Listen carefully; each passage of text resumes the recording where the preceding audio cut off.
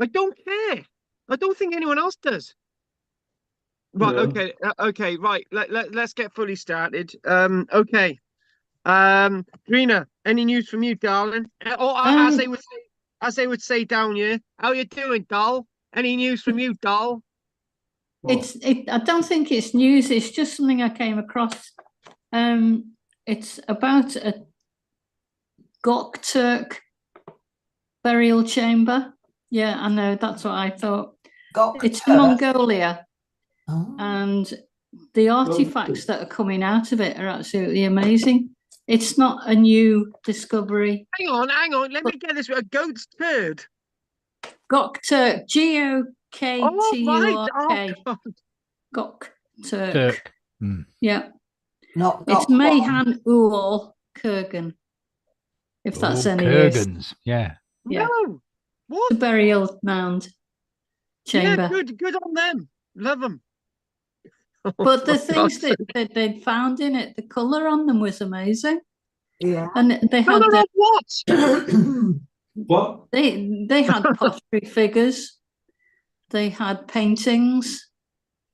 I'm sure there was some sort of small statue, but it was just the colour that it had lasted all this time. I mean, we're looking at, I've got the dates 527 to 746 is when their time was. And that's a long time for colour to last. BC. I don't know. It didn't say. Look, it is, right? We'll work that one out, it is, right? So basically, colours on pottery. Is that what you're talking about? Yeah. Oh, yeah. Right, good. Good. And this is in Mongolia. Yes. And it's nothing to do with goats. Putin's clogging gas. Yeah. Owen, Roger, shut up. I'm trying to listen to the poor woman. She's got enough stress to try and get through this bloody lecture. Right, well done. Well, that was a good attempt. I had no idea what you were talking about, but that was great. I loved it. That was really good, really good. I think it's going to be one of those nights. I'm just. Oh, I hope so. Well, do you know what it's like? Do you know what it's like? Do you know what it's like being a woman? All right, leave it there. No. What? No. No. Please stop. Right, okay, right, Judith. Maybe we could get some sense on that witch. Go on, Judith. She's gone. Muted. You're muted, Judith. Oh, thank God for that. Nobody wants to listen to the woman anyway. Right, Judith. Where's she gone? Yoo-hoo! Turn yourself back on. Yoo-hoo! Oh, shut up, please. Shut up. Everybody, shut up. Right, Margaret. Well, I'm going to take you over to Spain. I wish you bloody would. Go on, tell us more. A 2,100-year-old sheet bronze severed hand symbol with its inscription probably referring to a good fortune deity was unearthed in Spain, and it was written in an early form of Basque. Ooh. Right, let me get this straight.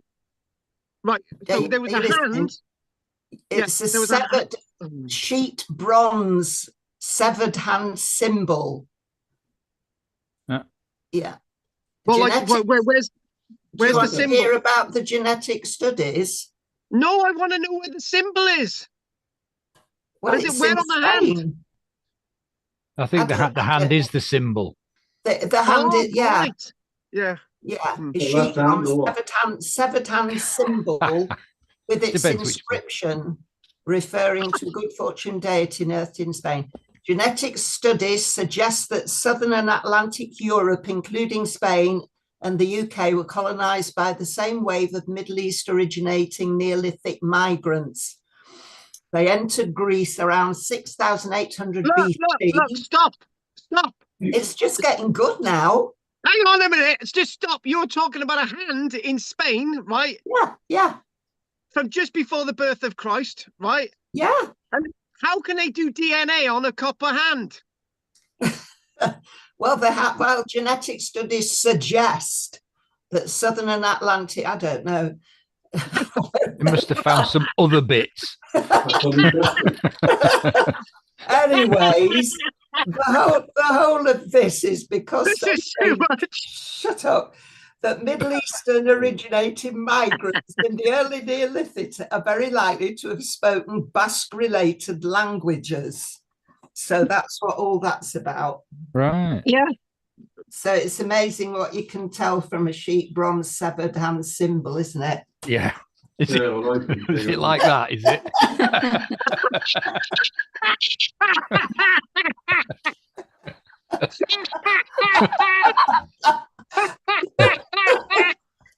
Oh, God. God, please help me. Right, okay. Oh, yeah, right. I'm going to take a deep breath. Right, please, Roger. Just don't say anything silly. Instead, we're going to talk to Andy. Right, Andy. I hope you can beat those two. No, no archaeology at all. I nearly didn't make it tonight though. Just as I switched on the computer, I got called out to a mud rescue in Morecambe. Oh, But as I was literally going out the door, they said, "Stand down, you're all right." So, It was actually a mud wrestling competition, and that's good. oh yeah, that would have been fun. Yeah, that would have been fun, and that's probably involving Claire, right? Do you know? I would not like to see Claire in a mud wrestling competition with somebody she doesn't like. That would not go down well. No, she's been digging up at Carlisle again. She has, yeah. All right. Just sent me a link to something about it and said, "Do I want to go to where was it? Somewhere up on Adrian's Wall." Can't remember where it was now. While. What? Hexham. She said, "Do I want to go to a trip to Hexham?" I'm thinking, what now? Well, now. Well, you know what Claire's like? She never says things like that, useful things like when. Yeah. Fancy an outing to Hexham, she says. Yeah, just on a Wednesday. Yeah, it's fine. We'll just go. It's fine. That's good. That's good. We had some people watching on YouTube a minute. They've all gone now. Yeah. Roger. You ready? No.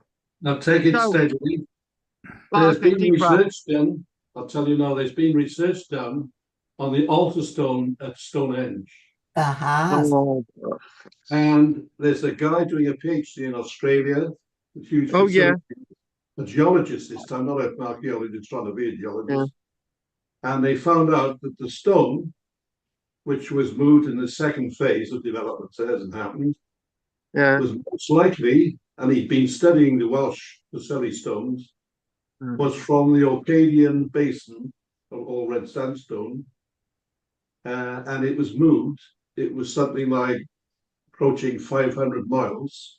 And according to the pundits in this article in the Current Archaeology, there's no indication that glacial erratics, as they call it, had moved the stone, any stone and anything across solitary plain. So it was done by human activity, and they finished the article saying the Neolithic at the time were capable and did a lot more than we've appreciated so far. And it's worth considering. So this guy, who was a geologist for a change, studying the rock, has said it's most likely to come from there and nowhere near Wales. So what do you think of that? Can I just make a one single comment, right? Yeah. The guy's doing this PhD in frigging Australia. You can't get any further away from Britain than that, right? No, he picked up 2 samples taken from that stone over the years. To examine it. And the thing is, in Perth, Australia, the university there, it's particularly interesting because they have the most advanced investigative techniques, and they're using a thing called isotropic tracing to get the dates and everything, and the constituency and all the rest, the makeup of the rocks. And he said, he showed a diagram of northeast Scotland, where this is, showing outcrops in Shetland, Orkney, the Moray Firth, and into the sea as well from drillings. So that's a new one on me, that no one has ever gone further than Wales with this, and that was agreed. A lot of people disagree, like myself.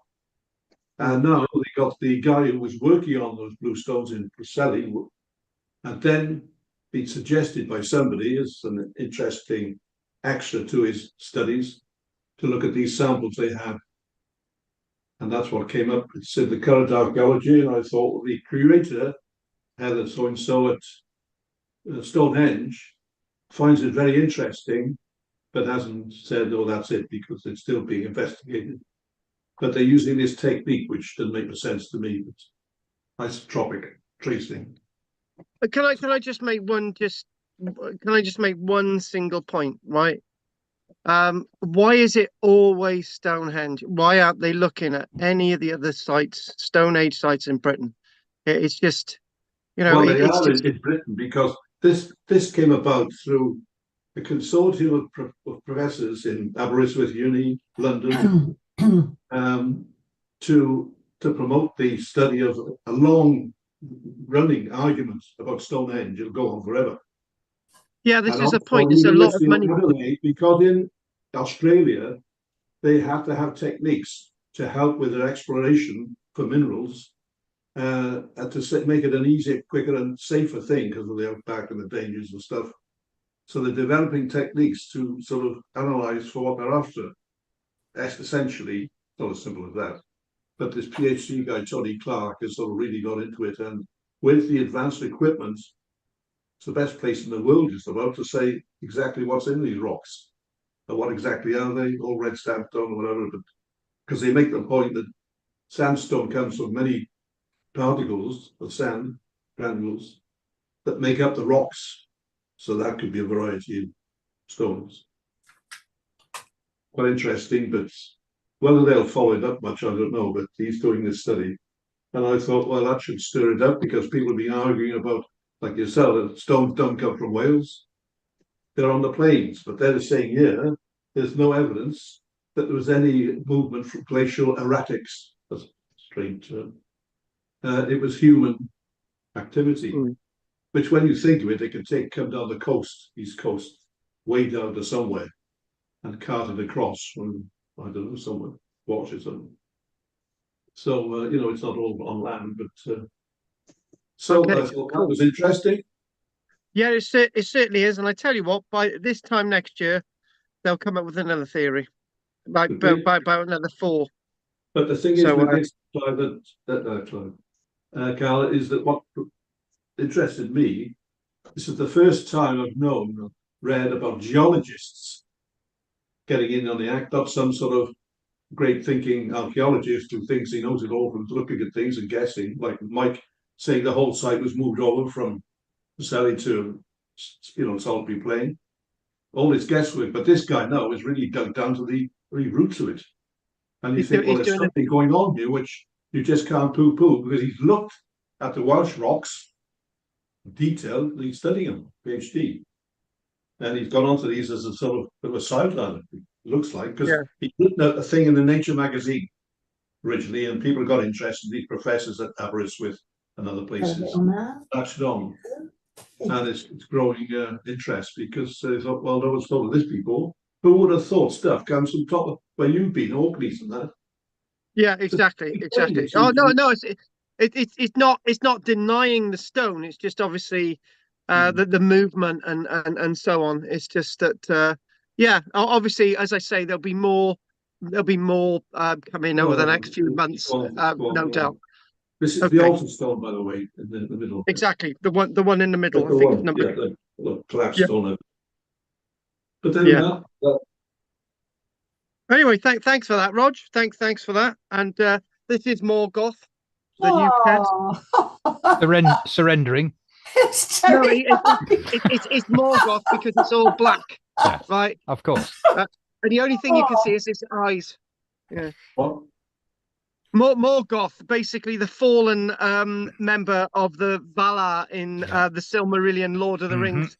And yes, because he's all dark. Morgoth. There you go. Right. Okay. Anything from you, Judith? No, nothing, I'm afraid. Sorry. Hang on, you just nicked the bloody rubber. Right. Okay. Right. Okay. So something that I've been putting off for a while.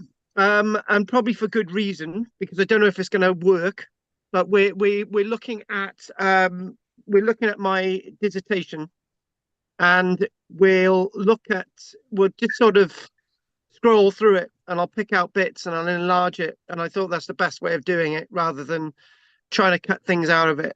And if we've got time, which probably will, I've got lots of other images from the book that's associated with Scatness.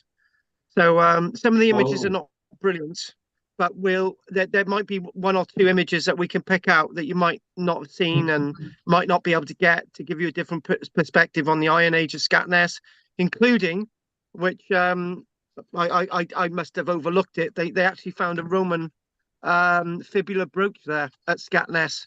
Obviously, the Romans never ever got anywhere near Shetland. It just gets more bizarre every time. So we're gonna start looking at that, and I will I might try David in a break as well. I'm a little bit concerned that we haven't heard from him and nobody can get hold of him, but we'll crack on. So let's just see if this works. And it's hopefully I've not used this type of technology that we're using now, so I've got to go somewhere different today on here. And where's the symbol? Oh, right there. If I go on there, hopefully this will come up. Is it going to come up? Oh, bloody loading error. Right, okay, let's just see what we got wrong. Hang on, let's just see if this works. Loading. Loading. Right. Oh God, it was all set up earlier on. Hang on a minute. You could just see the contents of my my emails. Right. Okay. Okay. It was up here. Dissertation. Should get to it, and we'll go down. Oh, where is it? Where is it? Where is it? I think it's there. Oh, press on that. It should work. It was all lined up, and here we go. Somebody saying good evening all. So hopefully if we can get through this, and if not, we're going to have to look at the other images. This was all lined up to do, but I didn't. What's the dissertation on, Carl? Oh, it's here. Right, this is it. Right. So this is my my dissertation, my master's dissertation, and we're not going to do 102 pages. But this is my dissertation. It's basically, that's it, a comparison of the use of space within two near contemporary but widely separated settlements: the Ditches Roman villa complex at Bagildon, Gloucestershire, and Scatness, Broch, Shetland. Right. And when it says Broch, it's actually referring to an individual building within the Broch complex that we looked at the other week, right? And this is it's useful to see this quote. It says, "People move in lines and need to understand lines in order to know where they can go." And that's a person known as Hillier.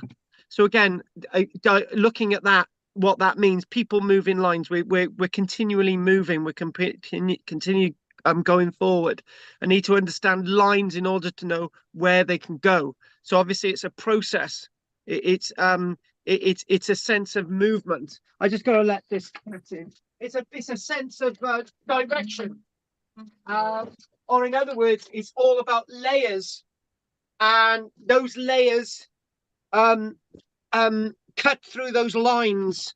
So in other words, everything's a progression. Everything sort of intermingles. Everything sort of is on top of each other, and everything has a story. So it's a really, really powerful statement. That. So the way we're going to do this, and this is basically that building within Scatness, and that set of buildings in Scatness, which is to the left of the main Broch building, right? This is what we're going to look at, and this is called access analysis, and the access into a building and how the access into a building flows in a certain direction. And this is what my dissertation thesis was about. And I wanted to bring this to you because there's little bits that I can pick out and just let you have a look at and then go back in. So we're not going to read the text. We're just going to flow through the images. And I thought that would be the best way of doing it, right? So we've read that out. We know what that means. And this is a familiar image. So the north is on the bottom part of the screen. So the south is the top part of the screen. And the building that we're really interested in is these sets of buildings here, right? Those are the ones I specifically studied. And those are the ones that we looked at the other week, not last week, but the week before. And again, access and movement inside of a building is a very important way of looking at the past, because buildings are put up in a certain way. They're constructed with a certain idea in mind. And it might sound very obvious, but it's not as obvious when you go to these places. When you go to a castle, you say, oh, look, there's a wall there, there's a room there, and there's a tower there, and there's a cellar there. Oh, that's nice. We go on to something else. But it's trying to get the interrelation with those buildings. And the problem is trying to get the interrelationship of buildings in the past and understand them is very, very difficult, because in many ways, what we've got when we look at buildings from the past, we've only got fragmentary evidence. That's why I thought it was quite interesting that Margaret was talking about the remains. It sounded as a statue, and then we go down the line of DNA and all the rest of it. That's not what we're doing tonight. But what we're trying to do is understand how these lines, all in what order or sequence they occur. So it's that sort of occurrence of sequence of the past, trying to gather an understanding of the past, trying to put a context into the past, because nothing in the past is very simple, because the past is affected from what's happened before, and then the past is then affected by what happens afterwards, right? So there's an interrelationship. Everything's breathing and everything's flowing. So went through a lot of things with this, and it was trying to compare two different bits of Britain, and we won't go through any of this stuff, right? But this is a little this is a map showing where Scatness is in relation to this site in southern England, known as the Ditches. So on the right, where the S is, just around there, that's where the Ditches site is. Well, actually, a bit further north from that, bit into Gloucestershire. But that's the Ditches site, the Bagaden site in Gloucestershire. And that site itself, you can see the distance that we're looking at between Scatness and the Ditches. And the one thing that I would say is that Scatness is a stony world, where the likes and the interesting thing as well is it's very difficult to try to think of the Scatness site, this stony site, this circular site, at the same time as a Roman villa is being constructed in England, right, within the Roman era world. But when we think about Scatness, what we are thinking about is the periods of the 100s, AD 100s. And then we're talking about this site, the Ditches. We're talking about AD 100s. We're talking about the AD 100s at the Ditches. We're talking about rectilinear buildings. We're talking about alignments of walls. Where this site here, at Scatness, we're talking about circular walls and angular walls, where they're building stone at Scatness, and they're building in earth, timber, and daub at the Ditches. So we've got those two huge comparisons. And again, what we're talking about is the site that we're looking at. You can see the headland there. That bit of the headland there is basically this familiar scene here, where you've got Old Scatness, and we've got the site known as Giles Hoff. I will with these images here, we will mention about the site at Giles Hoff. We see images from Giles Hoff, and we see comparisons with the Giles Hoff site. So remember The date range that we're talking about is 1,900 years ago, AD 100, around that time, right? That what's going on at Scatness is that you've got the industrial building next door to the circular building, and what's going on with the site at Bagildon, the ditches in Gloucestershire, is a site that is also has an industrial a context to it. But both of these places have something in comparison. They're both places where people lived. And also the site at Jarlshof is also a place where people have lived. And it's just trying to get this sort of context. So there it is. The ditches is near Cirencester. And it's and one thing that was really, really interesting was actually going into the museum at Cirencester, and then looking at the artifacts from the excavation at the ditches, which was just up the road, and they just left me in the side room, and I couldn't realize why they left me in the side room. And this woman come around the corner, she used to say, "I used to work for you, I'm Emma." And I thought, oh my god. Yeah, Emma used to be work for us years and years ago, and it was so good that she was I think a deputy curator at the Cirencester Museum. So again, just scrolling through this, and interesting things like within their array of artifacts, there were things like bone pins, and that's a Roman bone pin. And when we think about the bone artifacts again at Scatness, which are Iron Age bone artifacts, yes, so we've got a comparison there where they're using bone objects in a Roman context in the south, and they're using bone objects in an Iron Age same time frame up in Scatness, and they're both artifacts that are surviving through the years. And this is the building that we're really, really interested in at Scatness.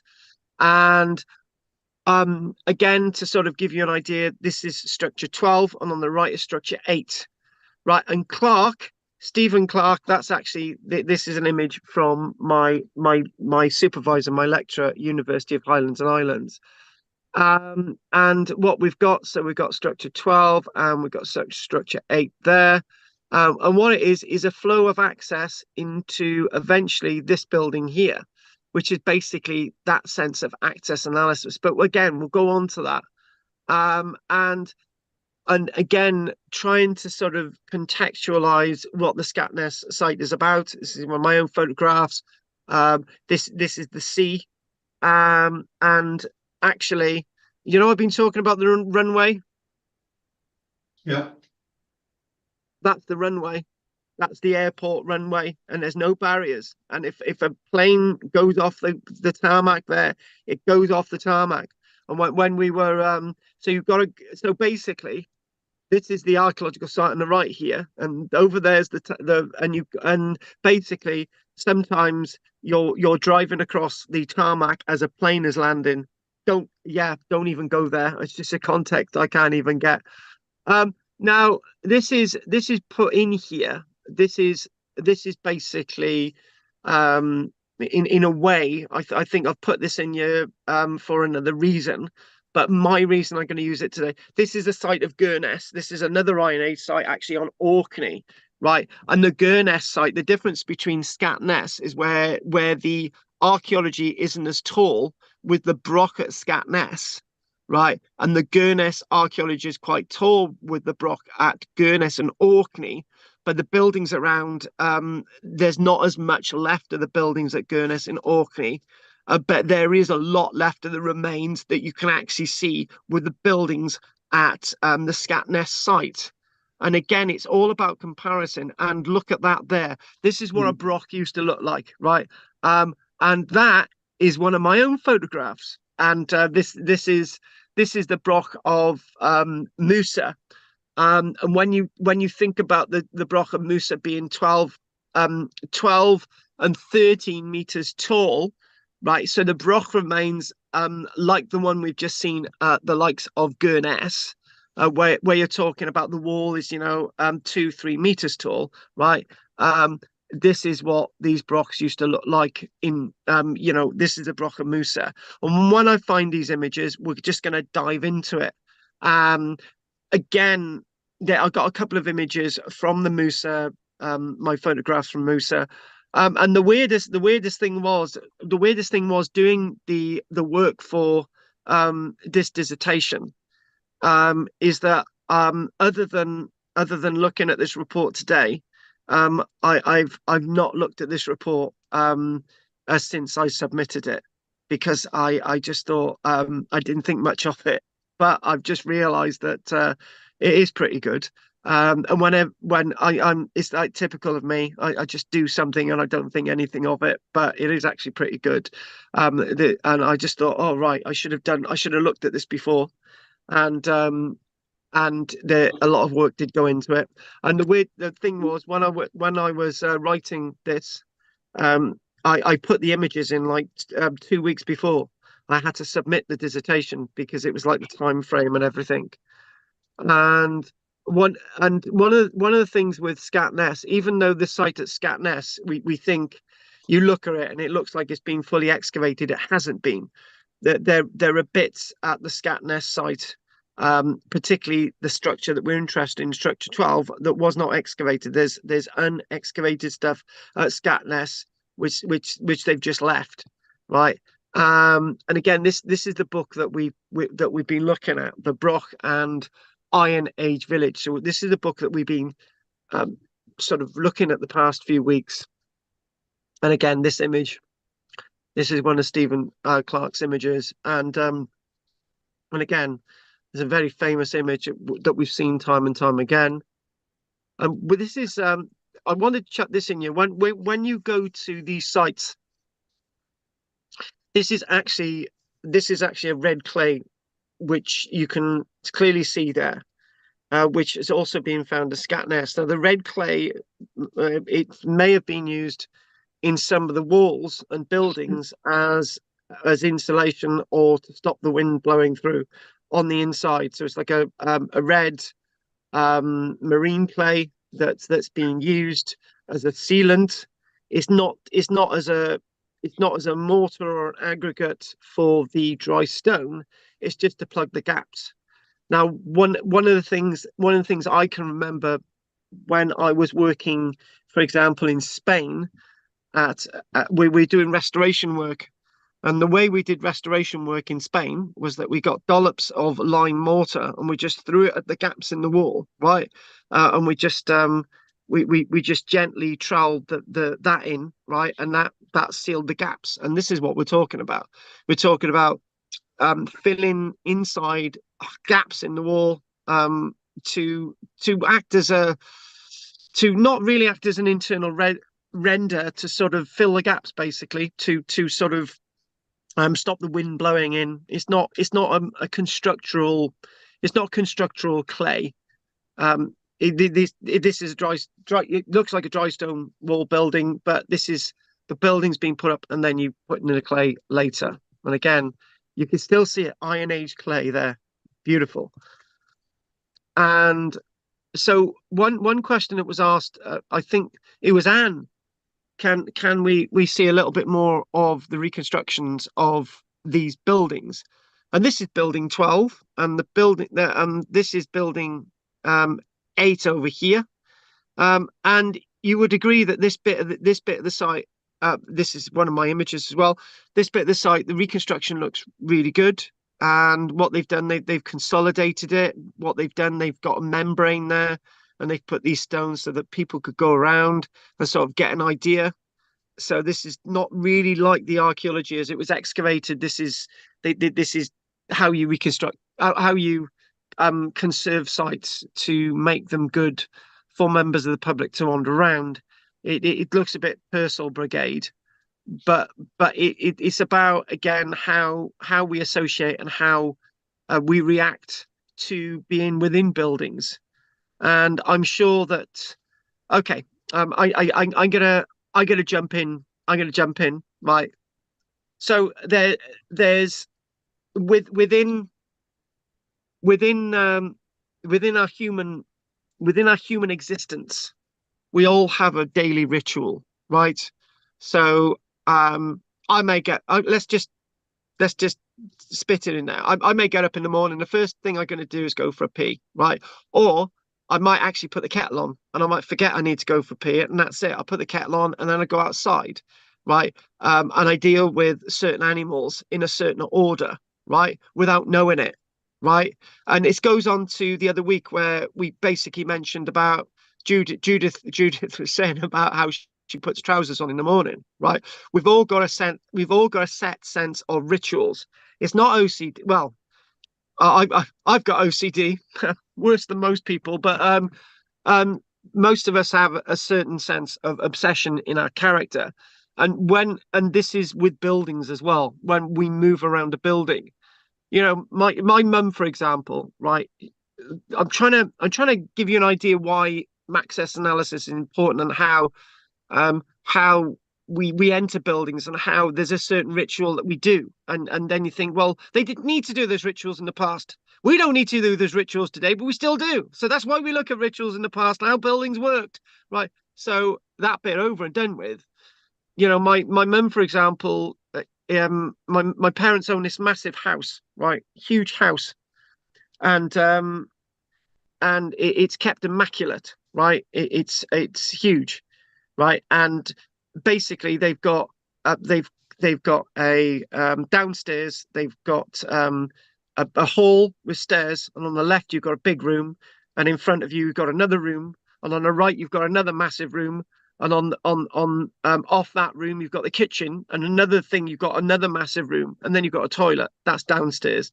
And then you go upstairs, there's two sets of there's two floors upstairs. Anyway, the point is downstairs, that room next door to the kitchen is the one that my mum lives in most of the time. So she sits in the living room and she does stuff in the kitchen. She goes back in the living room. She goes back into the kitchen, may go into the other room, but those are the three rooms that she lives in most of the time. Right? And you can't tell me that's not ritualistic, because it is. And again, this is what people did in the past. They did set rituals. What people did in the past, they were better than us at rituals. They didn't have rooms that they didn't need to use. They used the rooms that they had. They didn't have they didn't have rooms that they didn't use. We've got lots of rooms that we didn't use. And don't any of you tell me you've got a room in a house that you never go into, because all of us do, right? All of us have that room, right? In the past, we don't have that problem. They were using everything. Now, this is not one of my images. I think this is one of, oh no, that's from the book. So again, this is very different, for example, than what you can see today. So this is in fact that, right?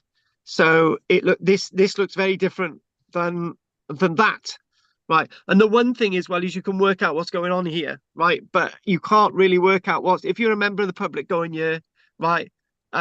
You don't have a clue what was going on. And that's the point. This is why we display it in a certain way, in a certain point in time, to give you an idea of a certain moment in time. This is what archaeology and displaying archaeology is all about, giving us a sense of display in a certain sense of time, right? It's not in aspect. And this is basically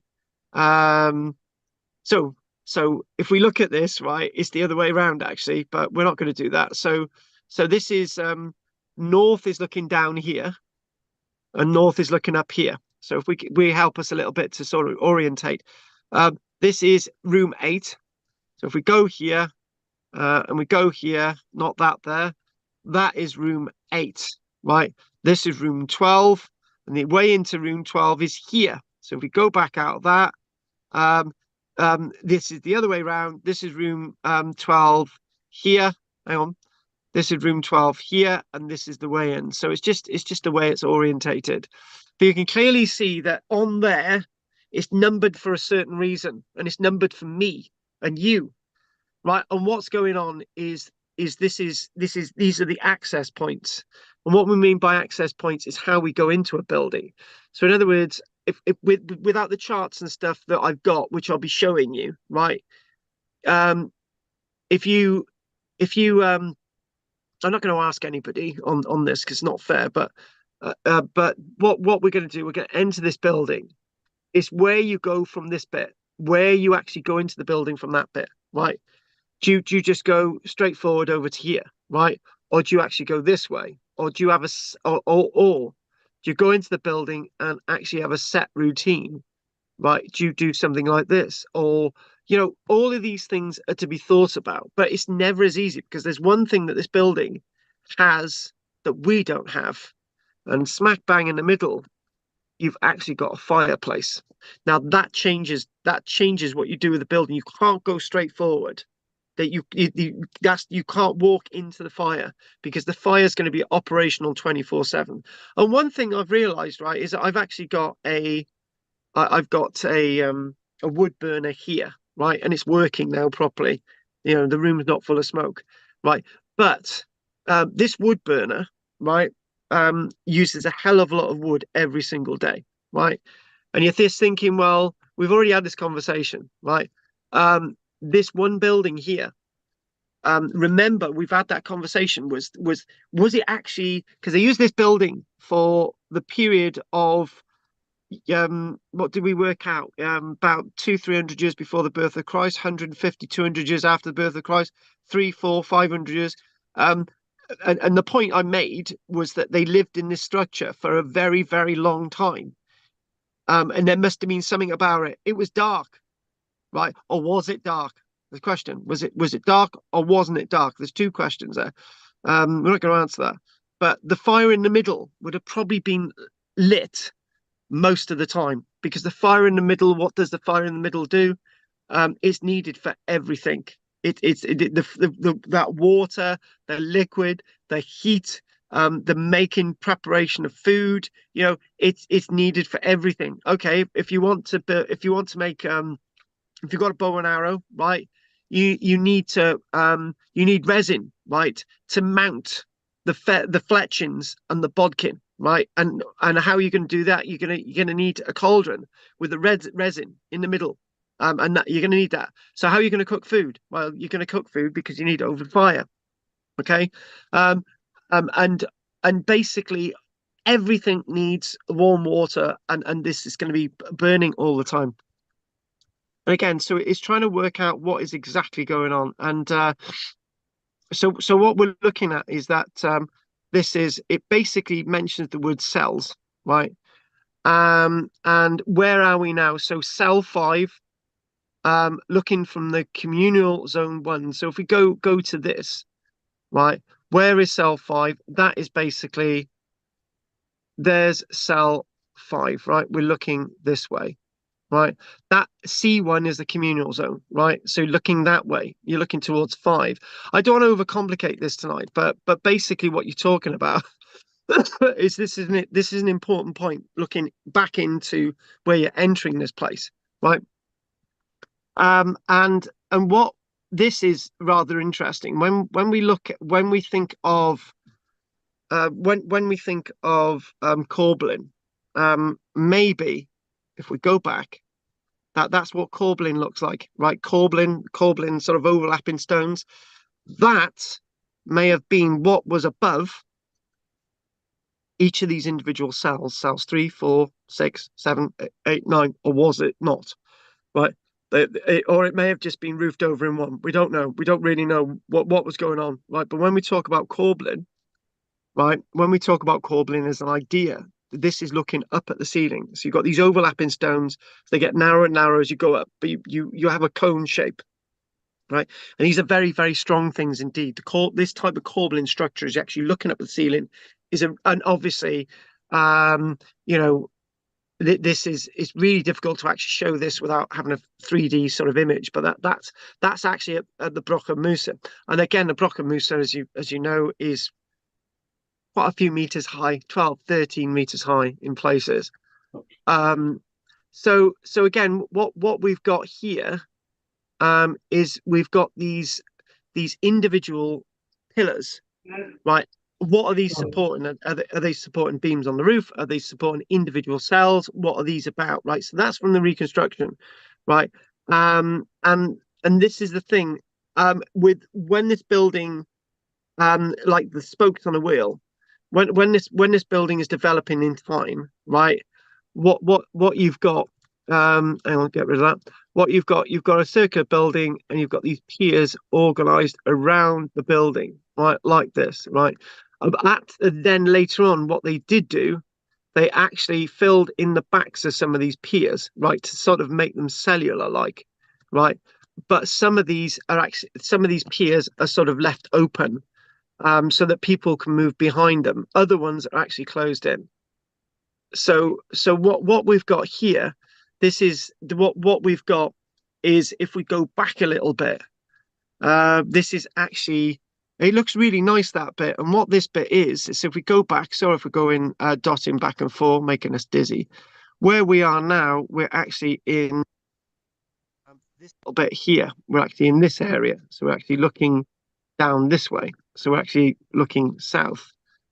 And what happened is that at one time in history, instead of actually having little piers that were just like this, what they did, they filled them in later on, right? So in other words, this sort of entranceway here, right, the only way to get in and out of this entranceway, so you see the idea of access analysis. Before, you might go in through this way, you might be able to go this way, right? But as things change, the only way to go in is that way. So access analysis is not just nonsense, it's the passage of movement of people into buildings, and how they access a structure and how they communicate with the structure. Very important when you communicate with the structure. For example, when you're speaking to someone, it's the same thing. When you're speaking to people, you have a certain set of words, right? When you forget certain bits of words, you've got to use other words, right?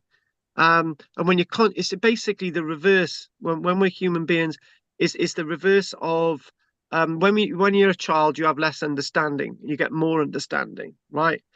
And when you think about buildings like this, as bits of the buildings are closed off, and their rooms are made, and doorways are closed, and windows closed, right, there's less access. So you can do that the sort of more Mindy type way, that things get more and more simplified rather than complexed, right? And this is what you can sometimes see when bits of rooms are closed off and windows are closed. Things are less complex than they actually used to be. So when we think of this, is actually what we find in structure 8. Now, if we're understanding what's going on now, the way to build that circular building we've been talking about, the one looks like a wheel, structure 12, right? This is the structure on the side of it, right? This is that. It's one of my images as well. This is what you can clearly see. You can clearly see that this is structure 8, and this is an industrial building, right? So you're thinking, well, the walls are up, there's no windows, it's going to get very hot, it's going to get very smoky in here. But then again, maybe it didn't, because if this industrial building didn't function, as long as the building number 12, and building number 12 up there, right? So that's building number 12 beyond there. So this building wasn't in use as long as the main building, right? But what is exactly going on here, is that this is an industrial building that has a powerful industrial context to it, and people are able to use and work in this building for quite some time. So again, if it was not a very good place to work, then they wouldn't have used it for 100+ years, but they did use it for 100+ years. So that tells us that there's something that we don't understand about their industrial processes. They're not being overcome by smoke and gases and heat and all the rest of it. And again, this is again looking within this structure 8, or more of these upright stones. And architecturally, this is again another interesting point. Architecturally, you have horizontal stones on the left, and architecturally on the right, you have vertical stones. right? So the vertical stones are division stones within the other structure. Some would say that the vertical stones on the right are actually placed in there later as an architectural alteration. But it's likely that all this is going in at the same time. So they're using two different types of architecture in one moment. And again, this is the Stonehenge analogy, isn't it? Where you've got a certain type of technology in one area that you haven't got anywhere else, right? And why not? Now, when we're talking about these cellular buildings, right? This is what they excavated at Giles Toff. Remember that was the other site, south east of Scatness, right? These are cells. Now, whether this looked anything like, or whether Scatness inside the Broch, not building 12 being looking at, maybe inside the Broch it looked like this, right? When they made a Broch a wheelhouse, a proper wheelhouse. And you can see how this works. It's very cellular, and this is going to support the ceiling. And look at that over on the right. Look at that over on the left there. Hang on. Look at that there. This thing here is being held up by one tiny stone, and it's still standing after 2,000 years. Right? They've had to put a metal banding in there, a copper banding in there. I think it's bronze actually, to actually stop the whole thing collapsing. But it because the thing's not complete, it would collapse today, right? But in the past, it didn't collapse. It all stayed up, and probably that stone isn't taken as much weight as you think it's taken, right? And it's I was thinking of the building that I'm in. As you know, it's round. I was thinking, well, what happens if I take that pillar out there? Will the whole roof collapse? And I thought, yeah, maybe it might, right? And the point I'm trying to make is that all of these buildings in the past are all intertwined, and again, we can see the technology as it's evolving. And this is at Giles Hoff. And again, that's as you see a corbelling.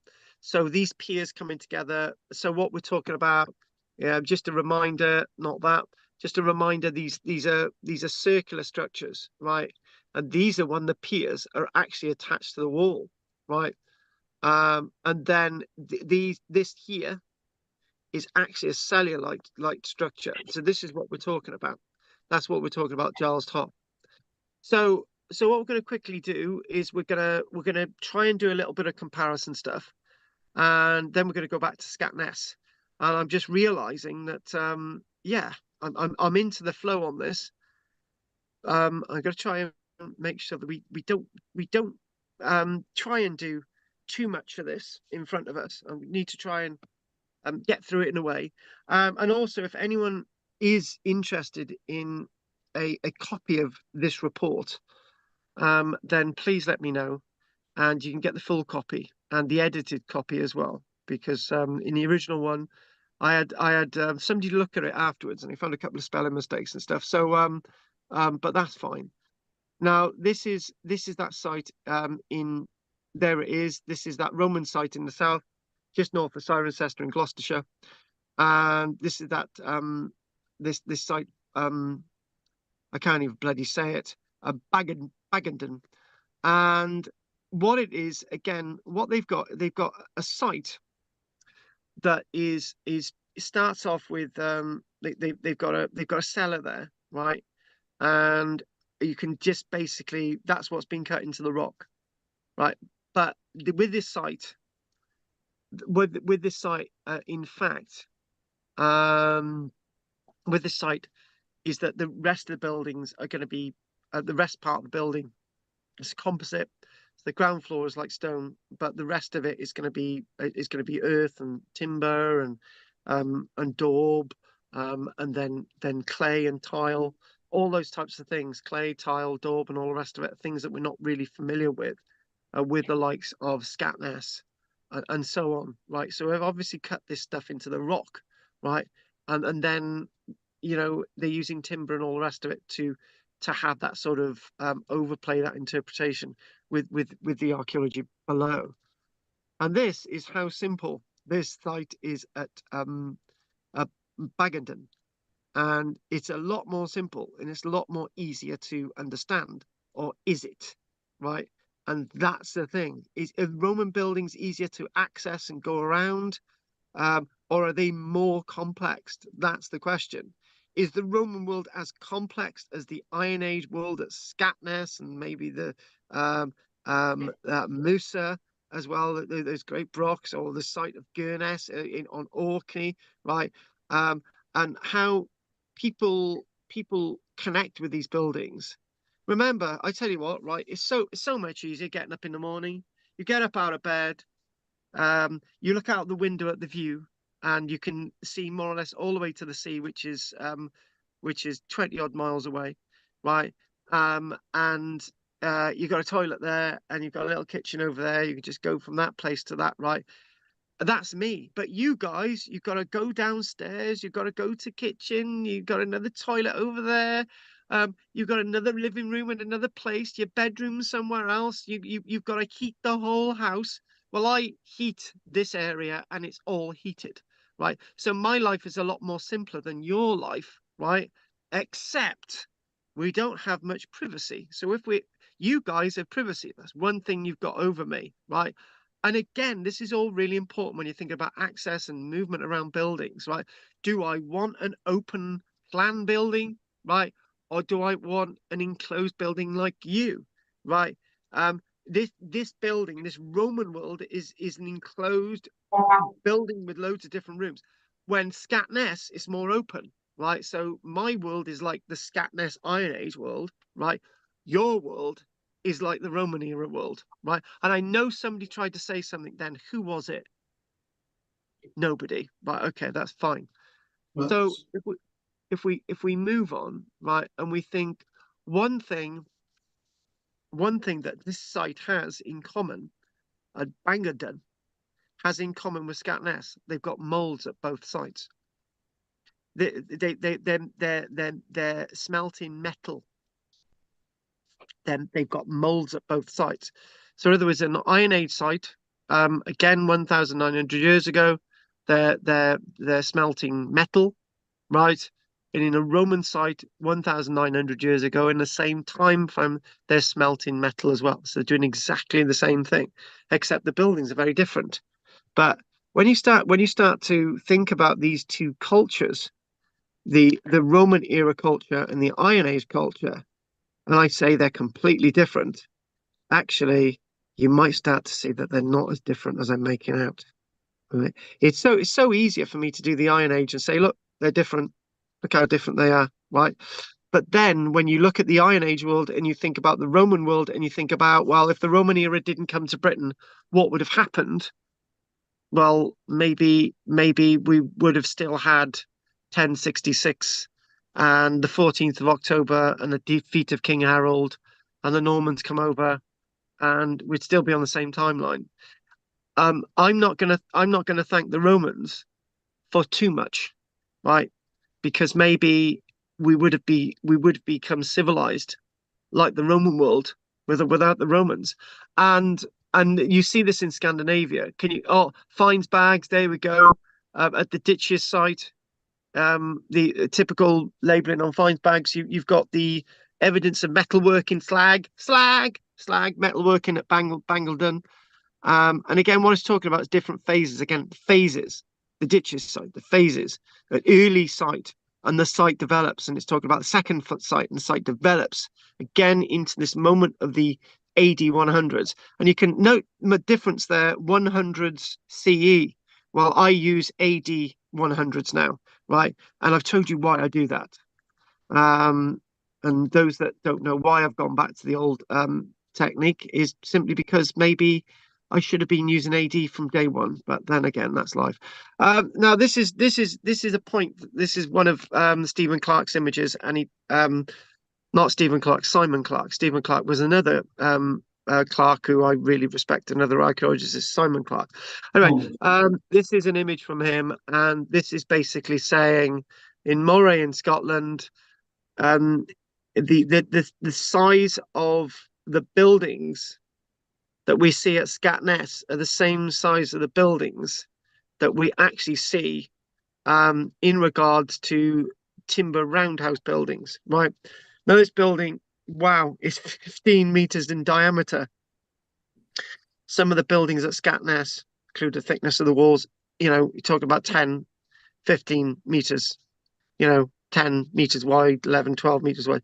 So the stone structures and the timber structures are the same width, right? And why is that? Right, it's same diameter, same diameter.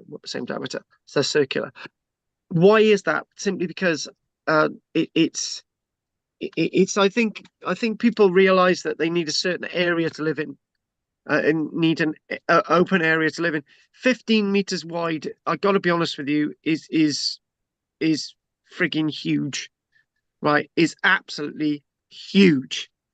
The building that I'm in is like 6.5 meters, and it took in the region, if I was to calculate the amount of timber's gone into this building, right? We're talking about a lot. I can't even put it into figures. But if you've got a building that's 15 meters in diameter and you're thinking about that in timber and stone, you can get an idea. This is using a lot of resources. And this goes back to the other point. It goes back to this point that when you look at the Iron Age, it's this argument by climatologists and lots of archaeologists that maybe what we've got is a lot less timber around to build with, right? But that's not the case, because if you've got big buildings, you need a lot of timber, and if you've got don't care what anyone says, if you've got a stone structure, you still need timber to build that stone structure for scaffolding. That's the point. How the hell do you get a building like Scatness, the tower, the Broch at Scatness? How do you get the Broch at Musa to go to its original site of 15 meters without using wooden scaffolding? You can't.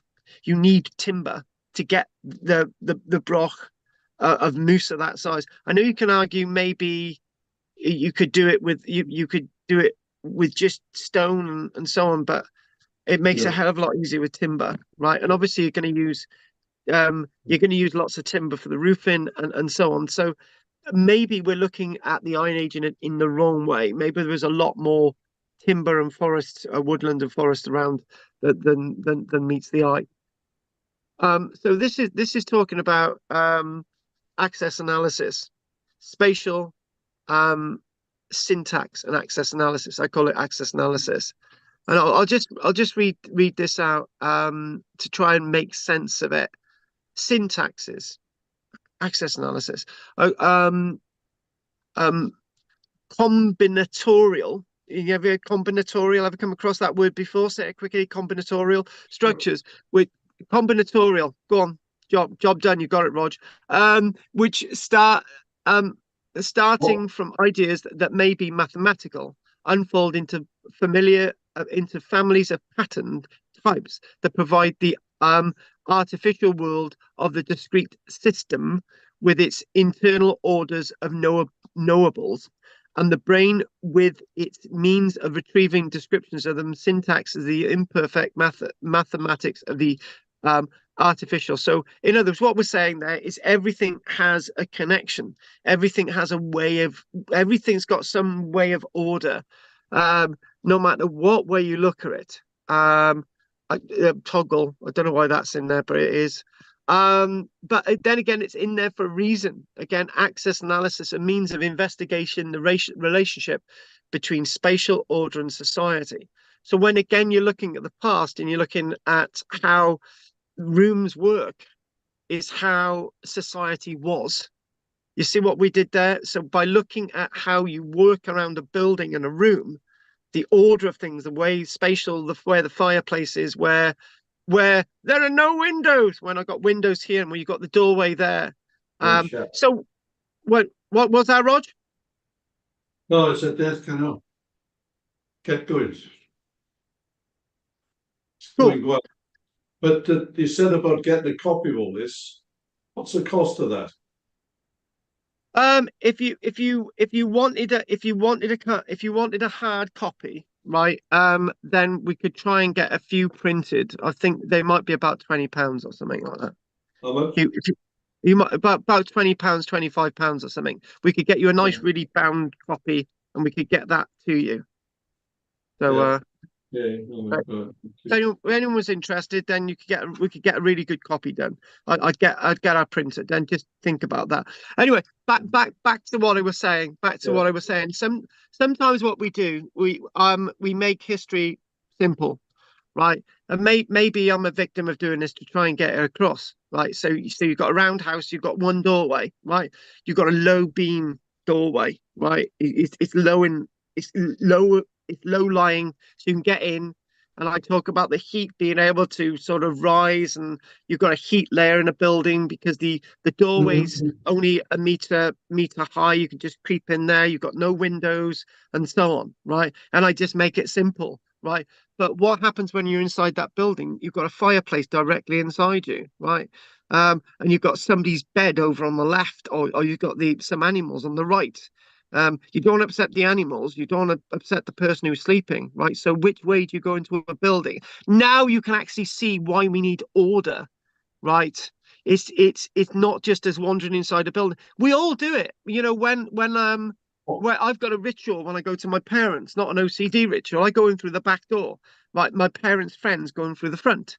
Right? I go in through the back door because I'm usually covered in mud. I smell like a bloody farmer. I got boots on, right? I got to take my boots off, and I go in through the kitchen, and I go into the living room, or I just stay in the kitchen, or I just don't even go in the house because I'm covered in mud and I'm only come to drop something off. Whereas visitors go into the house and they might never go into the kitchen, right? So do you see where we've got that there? We see that we've got certain ways of doing things, and actually there's a way of understanding that that's happening in the past, for example, right? By the way things are working. And then you've got this thing like insiders, outsiders, and strangers, right? So here we go. Listen to this little bit. Seeing a structure as a protective shell for physical entities can help us understand why forms of architecture exists. And can I just digress a minute? I'll read the rest in a minute, right? When I was building this house, right? Okay, let's just tell you a few things. I'm gonna need a break in a minute because I need a drink, but I want to say something, right? When I could tell you this now. When I was building this house, right? It was at a situation in my life that I had to build it, right? Because there were other things going on, and I was living in a caravan, and I needed to build this house, right? And probably did it much quicker than I needed to, but we built it, and I needed to build it, right? But the point is, right? I didn't do enough of explaining what was going on. I didn't do videos. I didn't. But the stuff that I did do on a Wednesday evening, I think it was, we used to have a class, and I don't think any of you went to that, but I think maybe Roger did. And we used to have another. Yeah, we used to have this access analysis class, didn't we, Roger? I used to say, right, we've got all these timbers, right? And when you're inside the timbers, not just the timbers, just the circular timbers, the stone, oh God, let me get my words out. Basically, the posts were there in the ground, and that's it. There was nothing else, right? There were lintels on the ones in the middle, but there was nothing else. There was no panels, there was no divisions, there was just these posts in the ground, right? And I can remember doing classes, and I say, let's stand in the posts. And it would be like, oh, we're in a space, right? Okay, let's see what it feels like. Let's see what I feel like when I go in the field, right? And it felt as if I was on another planet. So let's go back inside these posts. Oh, I'm inside the post again. I feel safe. And this is the point. When you're enclosed by anything, you feel you're inside, right? And that's exactly the same with Stonehenge. That's exactly the same with the Ring of Brodgate. That's exactly the same as any of these stone circle sites. You're in something. I don't care what any of you say, right? You're inside a circle of stones. You're inside a space. There's gaps between the stones. Sod that, you're inside something, right? So this is the physical. So to be inside or outside, that's the point. Are you inside or outside the protective shell? Its boundaries can immerse us in the notion of them and us. Those on the outside. So in other words, Roger, when we're doing the class, when we're doing a class on a Wednesday evening explaining all of this, we are in the inside. It's us. Those on the outside who don't know what we're talking about, it's them, right? They're nothing to do with the lecture. We are doing us, and we're inside, and it's exactly the same notion. But so we've got the idea of space. A writer known as Hillier believes that space has two interfaces, in that there is a relationship between insiders within a building and outsiders. Mingling will always be mitigated. So in other words, Roger, all right, as what I could do, right? So somebody else comes in the field that day. This is an interesting point. I don't think we ever did this. So somebody comes in that field. Let's just do this. Let's just do a fantasy. Well, we've got these posts. And somebody, okay, let's just draw this, right? Hang on, get rid of that. So basically we've got a circle of posts, right? And that represents my house, right? And that's in the field. There I am in the middle, right? And there's somebody on the outside. Now, how does person A get to me B, right? Now, you would think that the easiest way for A, right, to get to B, right, would just be simple, right? Why don't we just go this way, right? Or why don't we just go that way? Or why don't we just go that way? It's likely, however, I believe this, that maybe that A would have stayed on the outside and spoke to me through the wouldn't have come in to, and this is the point. I know it sounds bizarre, but this is that sort of idea. This is that concept. But this is an interesting thing. Space is the invention of humankind, a conceived projection of what the mind or cognitive assimilation of minds is examining, all of which attain to different variables. So in other words, there you go, mnemonomics, right?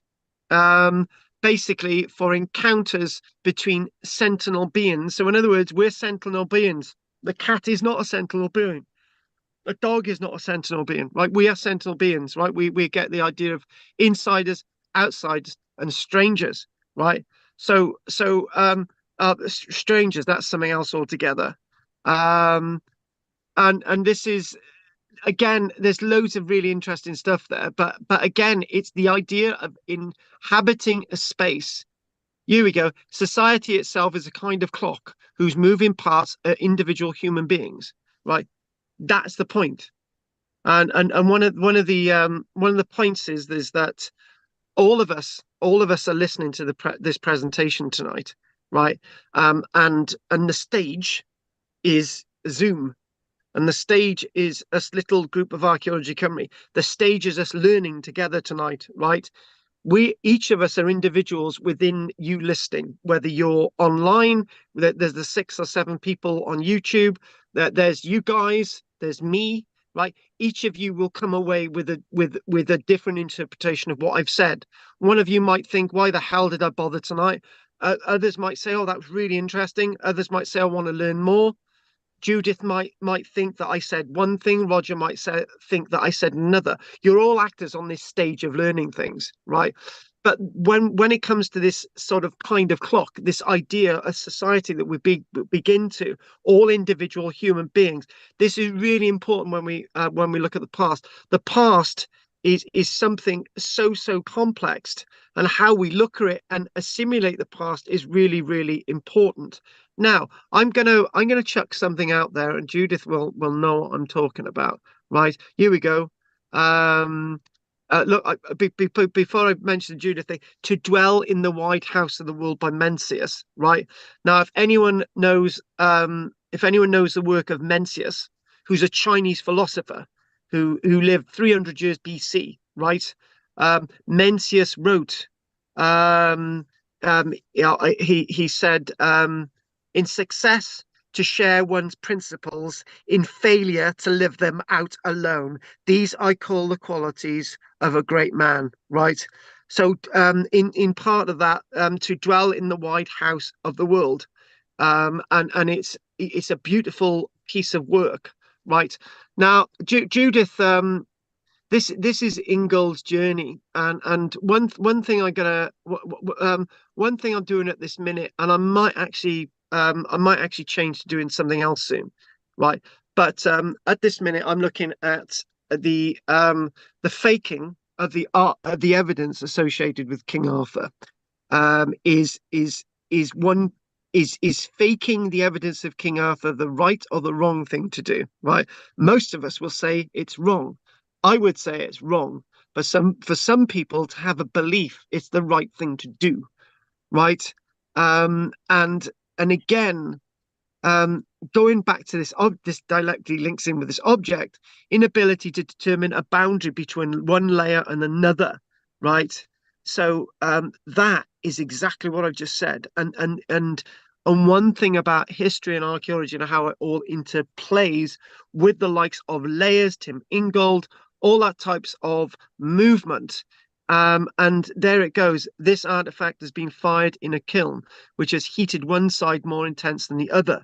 This artifact is a metaphor for there being no beginning or end, right? So in other words, this juncture between the two worlds, this sort of sense of understanding. And what we're saying about the buildings that we're looking at, in regards to the Iron Age, might be the interpretation of one person in the Iron Age, but might not be the interpretation of the other 9. Right. So again, slingshot. There we go. Bagildon. In that's that site. Oh, hang on. Another little bit of a quote there. To lay a path through the world is to dwell. To dwell is to live historically. Every historical form of life is a mode of production. So in other words, our interpretation of the past, a book, and how we look at it, how I'm presenting this tonight, is a production of the past, is a mode of broadcasting what the past is about, producing the past as an idea and bringing that idea back into us. Is to dwell, is to live historically. Tim Ingold. And actually, that might be a really good place to stop, because I do believe that I may have been going on for an hour and 10 minutes and I haven't stopped, with one weird interruption from Roger, because when he saw John outside the window, all right, John, and back to normality, back to my nonsense. And there we go. Stop sharing.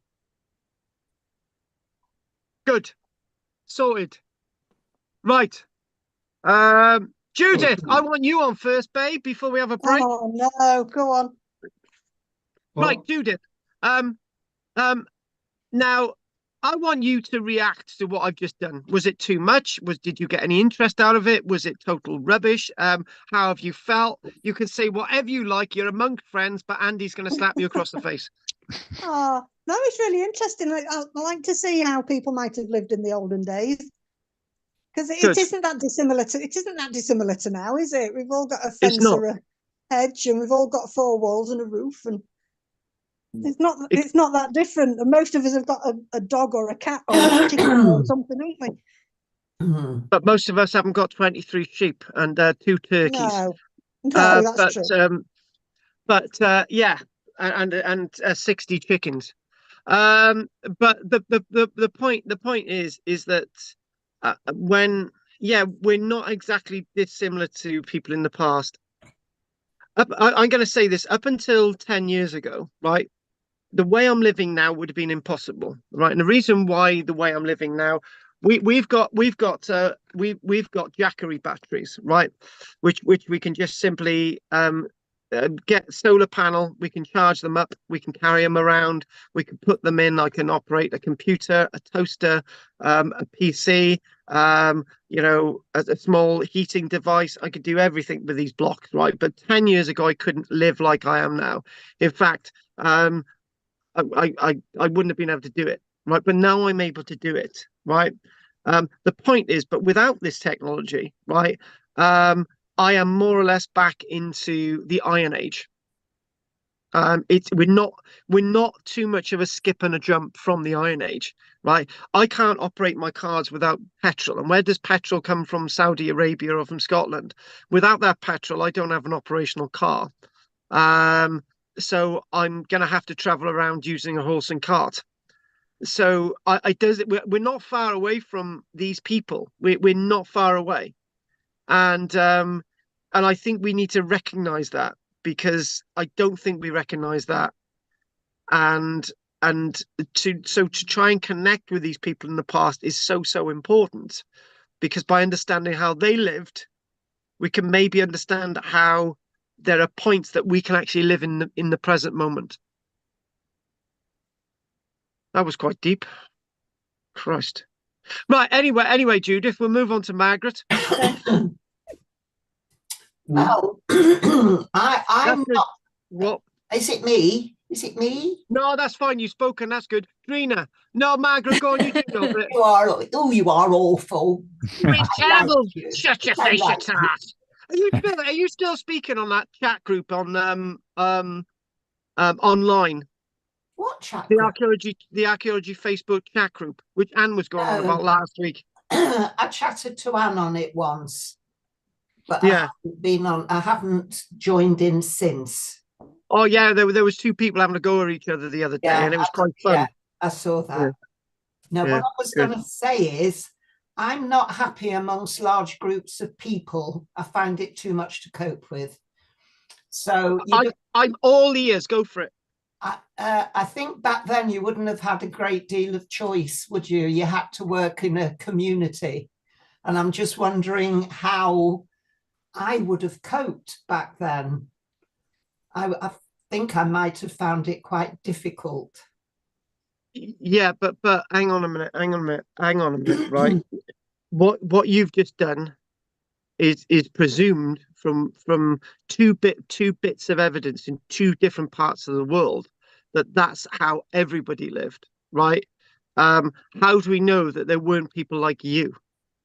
Right now, let's just look at this simple, right? You might have been on an island. Okay, right, we're going to do it this way. Can you remember that woman up north? She lived in a cottage in the middle of nowhere. She was getting in Hawkswell. Yeah, that woman, right? She in the winter months she could get nowhere, right? She had no electricity. She was drawing her own water. She had no gas, whatever, right? She lived alone. She was able to do it into her 80s or however old she was, right?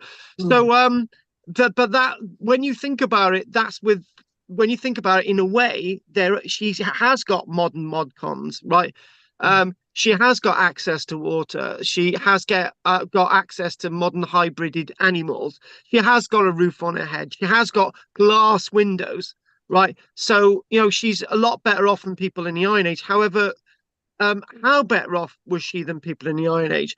If you were on an island, for example, Orkney has probably about 100 islands altogether. It's got loads of little ones, it's got bigger ones and whatever, but quite a few are habitable. Probably back in the day, maybe 30 odd were habitable, and probably about 15 are habitable today. But anyway, the point is, if you lived on one of those one of those islands where there's a few people, and you lived over there with a few sheep, with a few birds that are going to lay eggs, right? And you were nice and warm, right? Why couldn't you have lived alone? I think it was quite important back then to kind of trade with other people, to exchange ideas. Hang on, hang on. To feel safe. But then again, hang on a minute. We're presuming that it was a horrible, nasty, blood-curdling world, and in most cases, we're saying that was simply not the case. Today, for example, it's not a nice world. Right, you can be wandering through the streets of London and somebody's stabbed every single day. So how is that more safe today than it is in the past? Right, I can dial 999, or I can, if I'm in trouble, there's help out there. But then again, you can also scream out, and somebody down the road is going to come to you. It's just. There's one degree and another. What I'm trying to do is not shoot you down. I'm trying to say that there are other options. And to be honest with you, I'm living here, right? And if it wasn't for Michelle, and it wasn't for me occasionally waving to one or two of the neighbours, right, and doing this each week, and me having a car and being able to go off and all the rest of it, I could be here for week on end by myself, and I would cope. Right, and that's in a modern day and age. No, I like having a very small group of people, family, close friends, but beyond that, I'm not a great one for joining in. I don't like large groups. And well, the thing is, I'd be with you on that, and I think that's possible back in the past as well. Yeah, yeah. Good. I might have been all right then, Karl. Yeah, I'd have just called you a witch, and we'd have stoned you every now and again. I would have been that strange woman in the woods. Yeah, and I'm that strange guy as a wood woes, but we don't want to go there. Right, talk about wood woses, Drina. Do you know what a wood wose is? Don't answer that question. No, it's really very interesting. You're sort of posing questions that I'd never thought about before. So it's good. Yeah. Yeah. Good. Yeah. Good. And Judith, please ask me what a wood wose is. Right, Roger. I'm still wondering what those cells are in the house. We'll do that. Almost at one time I thought it might be some sort of like a jail type thing, containing people with extra walling in there. No. It's just basically a new concept of how they're developing the building. That's basically what it is, Roger. Cellular. It's not cellular as in prison. Cellular as in the zone, as a place, as a small. The point about looking is, and I remember discussing it about if you're in amongst a pile of poles, then you can see something and touch it almost. But if you're outside, looking across the fields, it's like looking out forever. Yeah. There's no sort of belonging feeling. You're right. Yeah. It's interesting because that's what's happening. And I'm used to crowds. I don't care if it's a lot or what. I like company, but I'm self-sufficient on my own because I've had to be with lots of things. And some of us can lead the pack, others can just need somebody to lead them on. But I can still exist on my own. And like when I moved here after the divorce, new area, new everything, like yourself, Karl, you have to set up where do you start. Or try the beginning. Ask around, start planning, and do things. Other people will just, I can't do it unless somebody tells me. And I think a small place like within the poles, it gives you your world. And because you can touch it and see it all, it's as if that I belong to this crowd of beings almost. But as in the field, the middle of the field, it's just one huge expanse. And you think, well, I'm just floating almost. There's that sort of follow me. Interesting psychology, which does operate. Yeah, I agree. If you finish, yeah. Do there have to be leaders and followers? But if you finish with that, Roger, and leaders and followers thing from Margaret, the weirdest thing is right, is that I'm enclosed in a space. Right, I could just stay within. To be honest with you, I could probably stay within this building for days. Right, but I know when I go outside of this building, right, it is that long expanse of hedges and fields and nothing. Right, if you look at another direction, I look over in that direction, it's just like hills and nothing. There's just but I am within a space that there. It's always that thing when you're on a beach, when you're in a desert, right, and the only thing you can see around is sand. You may as well be a speck in that desert, right? But if you had a building within that desert, you're within that space within that building, and you're no longer a speck within that desert because you've got a place to be in. But when you're in a desert and there's nothing else, you're only a speck within that desert. Right. So Andy, anything you want to say? Because we're going to have a really short break today, 8 minutes, because otherwise we're just not going to get through this. Go on, Andy. No, I'm fine, thanks. I find out the whole concept of movement, kind of why people go certain ways really interesting, because there's almost no answer or lots of answers, because they can do it for a whole host of reasons. Even in that Broch, you're thinking, right, well, it kind of relates to what direction they go in, relates to what stage the building is, and in a chronological order. Did they all have spaces around the back? Did they go around the outside first? Did they, thinking why, and all the rest of it. And like you said, I come through the back door, other people come through the front door, so I always prefer to go through a back door and just, you know. But, yeah, it's different. People do different things, isn't it? And I think, yeah, like Barbara raised earlier on, that I'm sure they were like we are today. Maybe not as paranoid, but you know, that they you know, people had the same problems. Some liked to mix, some didn't. Some liked to lead, some didn't. You know, some like to hunt, some like to pick berries, some like to make things. You know, obviously the people that are making things like iron haven't got time to go hunting meat. You know, so there has to be some trade. You know. So, yes, definitely. Yeah, and different routes to do that. So. I always get surprised when you look at maps and people go on and they refer to ley lines and all the rest of it, thinking, well, it's a straight line. That is the way people are going to go. It's the shortest route. You're going to go from point A to B, point B, because that's where you can see in a straight line, if you can.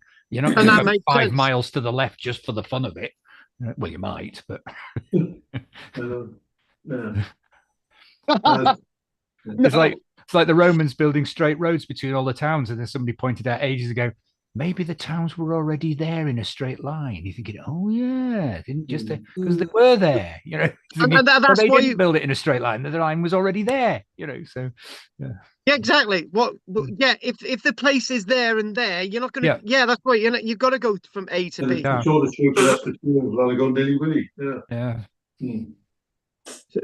Or you're trying to avoid going to. Well, the thing is, it's someone different comes when along, though, doesn't there? Someone comes along and says, "But I want to go over there," and that just messes everything up. And that's when you get roundabouts. Well, yeah. Have you traveling from Haverick? You can basically avoid Milham if you want, because it's over there on the right. Yeah. Should you wish to? Yes. Yeah, exactly. Yeah, but routes, reading your thesis, like routes, either, you know, I always think, because I love landscapes, so I'm thinking landscapes, but internally are just as important and just as confusing and questionable as, you know, the same way, and you can learn a lot from them as well, of course. Exactly. So we're gonna we will we tell you what, we'll have about a 6 or 7 minute break and we'll be back, because otherwise we're just not going to get through this. So it's 9:25. So try and get back in about 5 minutes. Okay, see you in a minute. Dad, make up and say anyway. Shut up, Rog. Nobody cares about anything you've got to say. You're annoying. I know. And you've got a pain in the backside. Judith, right? You didn't ask. Okay, we'll speak. Well. Well. Good. Oh. Shut up, Ron. John, I'm having a break. Oh, yeah. It's all right.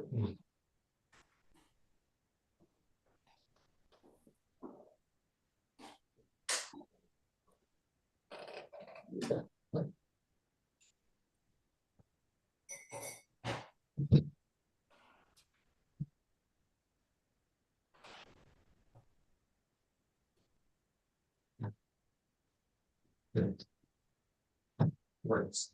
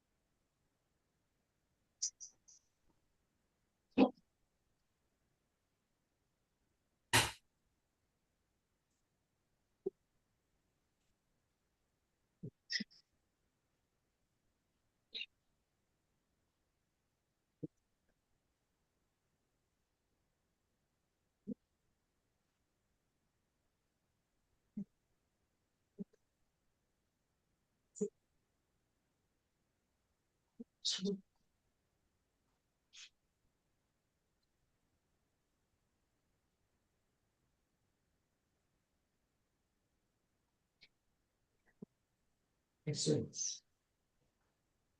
Oh, goodness. Oh.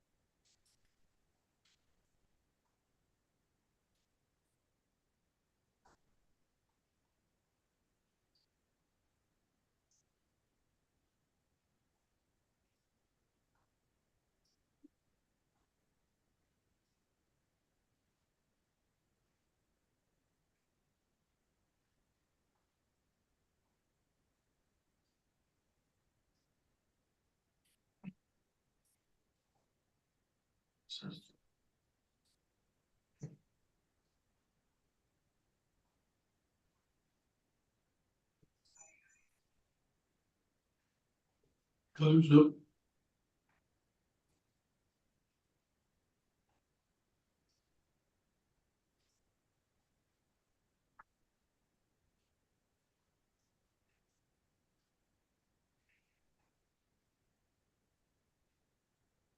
Why have I got a message on you? Ask Judith if she's related to Linda Lusardi. Oh. Linda Lusardi. Made that up.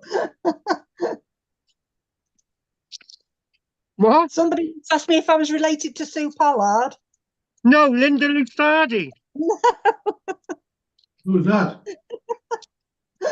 What do you mean? Who's Linda Lusardi? Andy knows who Linda Lusardi is. It's not Andy asking me. Silly boy. She was page 3 and Playboy model in the 70s, 80s, something like that. Yeah. Yeah, only you would know that, Trina. Oh. She was big. She was quite. She kind of crossed over from that kind of page 3 into mainstream. Was she a big woman? She or? Yeah. Oh my God! Somebody's asking. Yeah, they're wondering if you are related to Linda Lusardi, Judith. Why? I don't know. Strange question. Yeah. I wonder if they've got beer goggles on. And the origin of Masonic Hey, the question is, they don't even know what you look like, so I don't even know. No. Yeah, what's happened to the camera? Oh, shut up, Roger. Nobody really cares about anything you've got to say. I know, I am. I'm fascinated. Roger, look, nobody cares. Do you think Judith has blonde hair or No, dark hair? No, it's, brunette? no, it's really unattractive. I look 20 years older than I actually am, so it's horrible. You're No. 20 years older than you actually are. No, I What? look 20 years older than I actually No, am. no, don't put yourself down. No, it's true. Oh. God, I don't know where. Right, okay, we're going to get back into it. Ah, right, okay. Right then, Lynn. Right, okay. Let's do this bit. Right, here we go. We can conjecture perhaps that abstract artifacts are the way they are precisely because their purpose is to generate and govern disparate events, and through this to convert a dispersed collectively of speakers, behaviors, or social actors into some semblance of a system. So what we're saying is that all the complexity, shut up, Rog, of all the complexities of the past are to be seen as a semblance of a system of something that we can remotely understand, right? In what order or sequence they occur. So, and here we go. We do not have available rational thought. No, you start again. We do not have available rationale thought through. No, that's not right, is it? Thought. I don't know. The concept of a system composed of discrete individuals. So what we're basically talking about is that we need to sort of understand the past. I think I need to look at that bit. People move in lines and need to understand lines in order to know where they can go. So there we go. So the point there, here we go. A unifying statement. People move in lines. So we don't move in lines, but there is a sequence that we need to understand. We need to understand that there is a sequence. We as human beings are extremely complex. Look at this. What do walking, weaving, observing, singing, storytelling, drawing, and writing have in common? The answer is that they all proceed along lines of one kind or another. So in other words, it's a complete order of progress. So this is what we're talking about: the syntax, the sense of access analysis, the movement going in a line. Yeah. So again, this sort of, but sometimes the movement is not clear. The boundaries are not clear. Now so we're back. This is what we need to look at now. So This is looking at Scatness. This is looking at building 12. So building 12 is the one that we're looking at, right? And then somewhere along the line, building 8 comes into this, right? And this is talking about phase 5A, right? So if we go there, and this is an access analysis plan. So so in other words, everything's instead of looking at a complex plan of an archaeological site. So that may look fairly complex. Roger was talking about cells, right? So what we're talking about is the entrance. So the entrance is where entrance is there. And then we've got to get into number 10. So if we look there, number 10 is where we go next. And number 10 is actually referred to as a transitional zone. So number 10 is where you've got a sense of transition. You've got to think, right, where do I go from number 10? Do I go right or do I go forward? Now, that's a good point. Do you go forward or do you go right? There's only 2 directions you can go in. If you go to number 10, right? So there you go, 10. There you go. That's right. You go in 2 directions. You got to either go to C1, which is the communal zone in the middle. In the middle, you can either go forward or you can go right. That's all you can go. That's all you can do. You're controlled by what's around you. When you're in the middle of a field, you can go in any direction, right? When you're in a roundhouse, you can't necessarily go in any direction because there's walls. There's only one way out, right? And this is the point. This is exactly the point we're making. So when you go into C1, which is the thing in the middle, and the C1 is known as a communal zone, right? In the communal zone, you can go to 1, 2, 3, 4, 5, 6, 7, 8, 9, 10, and then you can go from number 7. And when do you go from number 7? 7 is actually another transitional zone where you can go outside the building, right? So number 7 is the only bit here, other than if you go back to number 10, right? It's the only bit you can go somewhere else. And in fact, 7 is actually quite a good transitional zone. You can either go back on yourself, you can go to number 8, which is a cell alongside it. You can go to number 6, right? Or you can go to the exit, you can go outside the building. So number 7 is also a transitional zone as well as a cell or a room.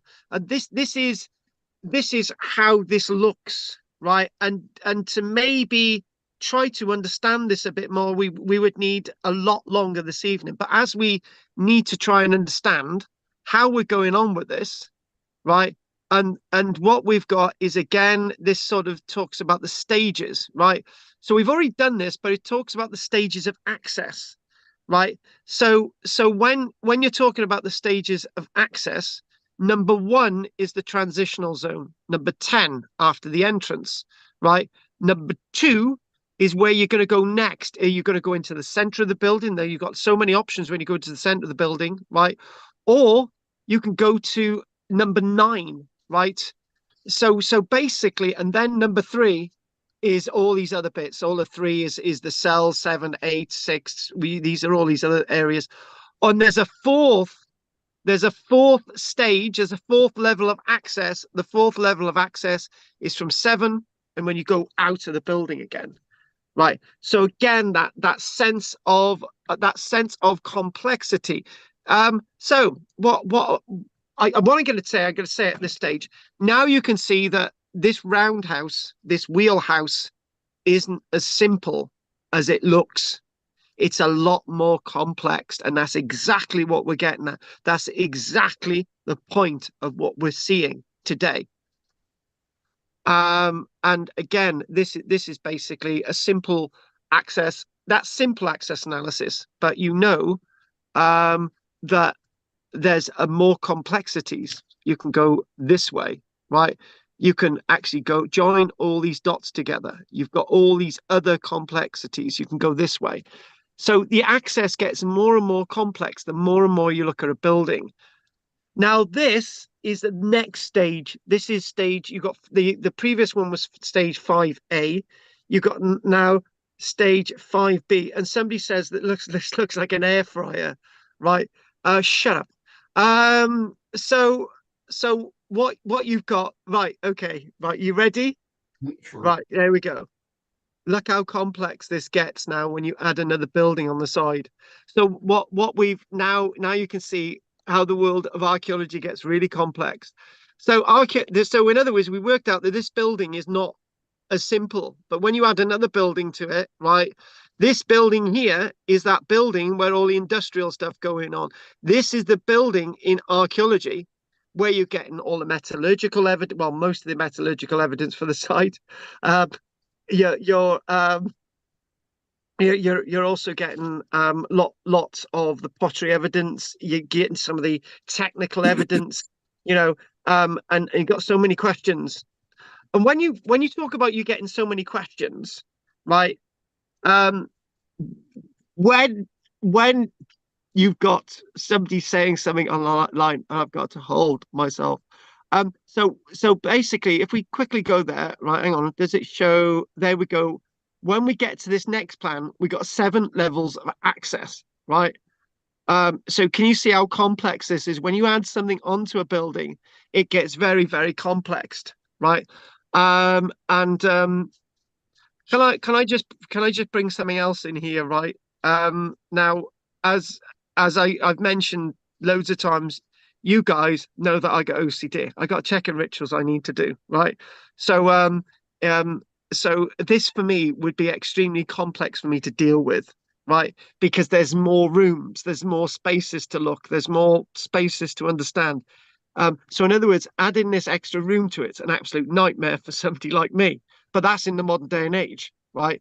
And so what you've actually got now, you've got back to what we were looking at before. This is slightly the same as it was before, right? That's the same as it was before. But what has hugely changed when you entered through the entranceway to go into this communal zone, right? Okay, start again. When you entered into going through to hang on, move that there. When you entered into this communal zone here, right? And I haven't mentioned this yet either. But let's just keep it simple, right? So you've got this bit here, right, where you've now got a communal zone. There we go, communal zone. Who would have known that you would have gone through another doorway, right? And you had the transitional zone here, right? And at one stage, can you remember the other week where I said that there was another complexity with the site which I've got to explain, right? This thing here, right? It talks about a transitional zone here, right? That's the area of the blocked doorway. Can you when we did this last week, right? I'm sure some of you can remember, or maybe remember, that there was actually another doorway blocked up there, right? So that is what we're discussing, where you've actually got to this. Yeah, there we go. Hang on, move that there. You got sort of blocked up doorway here. Sorry, off 10, slightly there, right? So that's why we go off from move that. That's why we go off from 11 out to another passageway which has not been excavated, right? And then when you go into this other building, which is got this communal zone. Hang on, which has got this communal zone here. In the communal zone, you've got these other options. You've got what you do with the oven, what you do with number 16, what you do with 15, 14, 13, 12. You've got so many more things going on, so many more things the brain has to think about. And let's just talk about it from an archaeological point of view, not from a pseudo scientific archaeological point of view. Talking about from an archaeological point of view. So you've got the main building, the circular building. You've got the side building on the left, right? The side building on the left is the industrial building, right? So the archaeologist has to understand about the relationship of the order of how they do things in this industrial building, where they found molds. They're iron smelting. They're making iron objects in that building, right, on the left of that main building. So the temperatures must have been incredibly hot, right?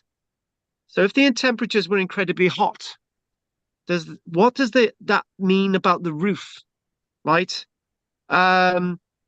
Did they have a roof?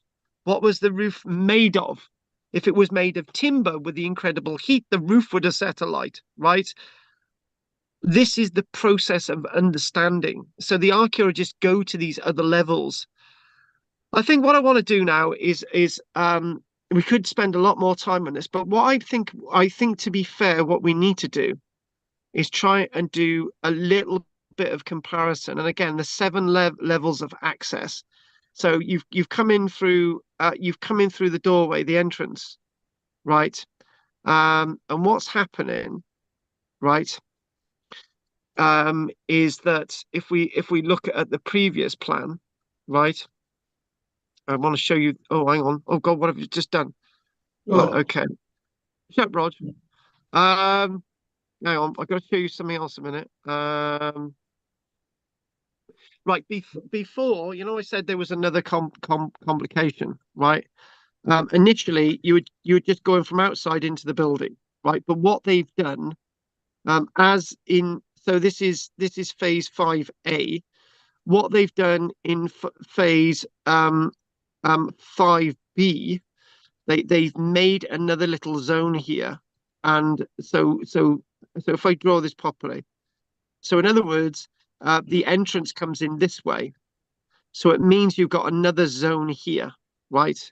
And that's why things change again. This is why there's another complexity. So in other words, as you're going into the building entrance, you have which is C2. It's almost as if this is a porch area. This is where you take your boots off, and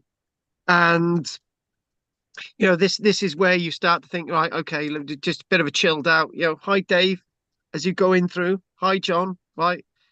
When you go past C2, you got C5. And when you get to C5, you can either go to cell 4 or you can go on. So this is when things actually change. It's got a lot more complex, right? A lot more complex. Where some buildings get more simplified, other buildings like this get much more complicated. And that is a more simple access analysis plan. And it's simplified because we haven't joined these dots in, right? We haven't joined this on, right? That's a simplified access analysis plan, right? Without the other dots added. So when you add the other dots, things get a lot more complex. Hang on. Things get a lot more complex. So what I want us to do is I want to take us to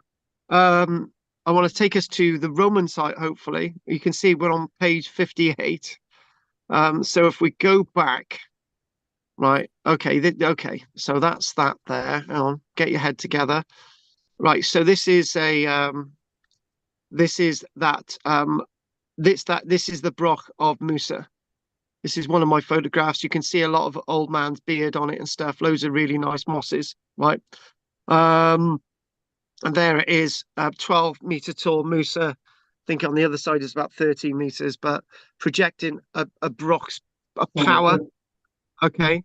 And this itself is actually Giles Hof. So Giles Hof on the right there, that's the Broch. And then at Giles Hof on the left is in fact the remains of the wheelhouses. Where we've got our site at Scatness, even though I'm saying the archaeology at Scatness is extremely well preserved, the archaeology at Giles Hof is even better preserved. So you can actually get an idea of the way the street and the way the movement works between the Broch and the wheelhouses on the left. This is why we're showing this. And you can actually get an idea that it's quite dark in here, but it would be actually quite sheltered at the same time. And I just wanted to give you an idea. So what we've got, I mentioned you some, I showed you some bone objects earlier on. This is actually a bone comb. This is a long-handled bone comb, which has actually been excavated at Scatness. And there it is. You look at the same and there's a different.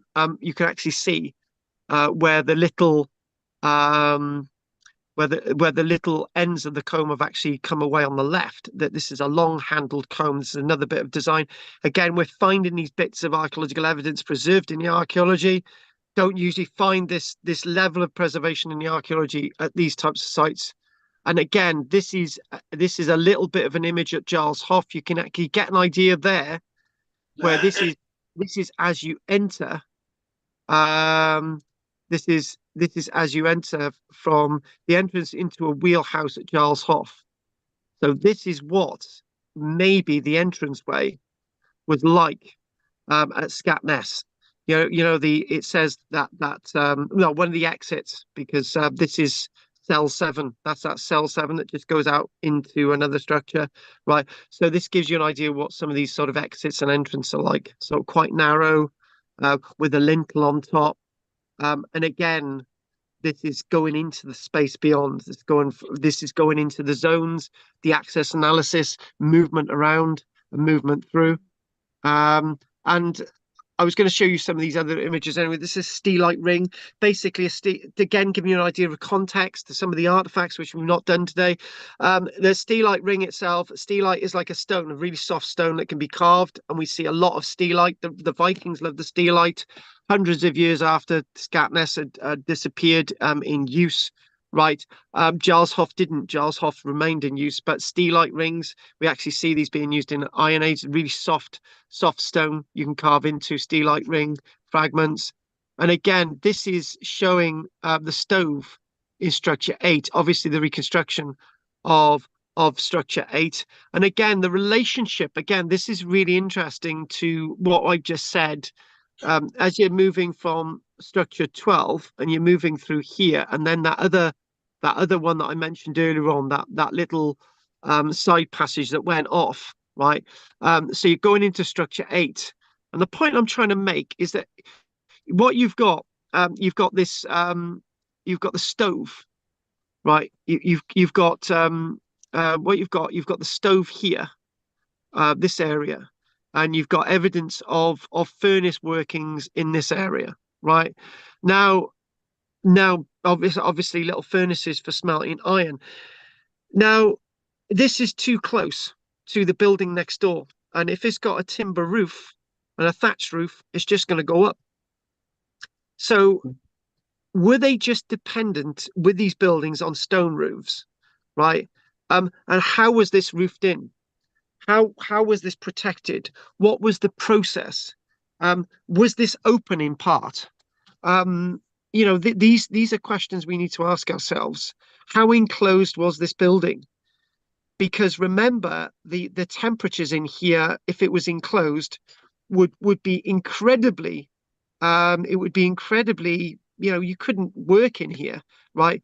There would be the smokes, the hot water. You'd have the furnace smell, the gases, the toxins, and if you were enclosed, that's the question. How did this function? And we don't know. We don't really know how this building functioned. It's getting on the hour now. I'm not going to be able to bring this to a conclusion.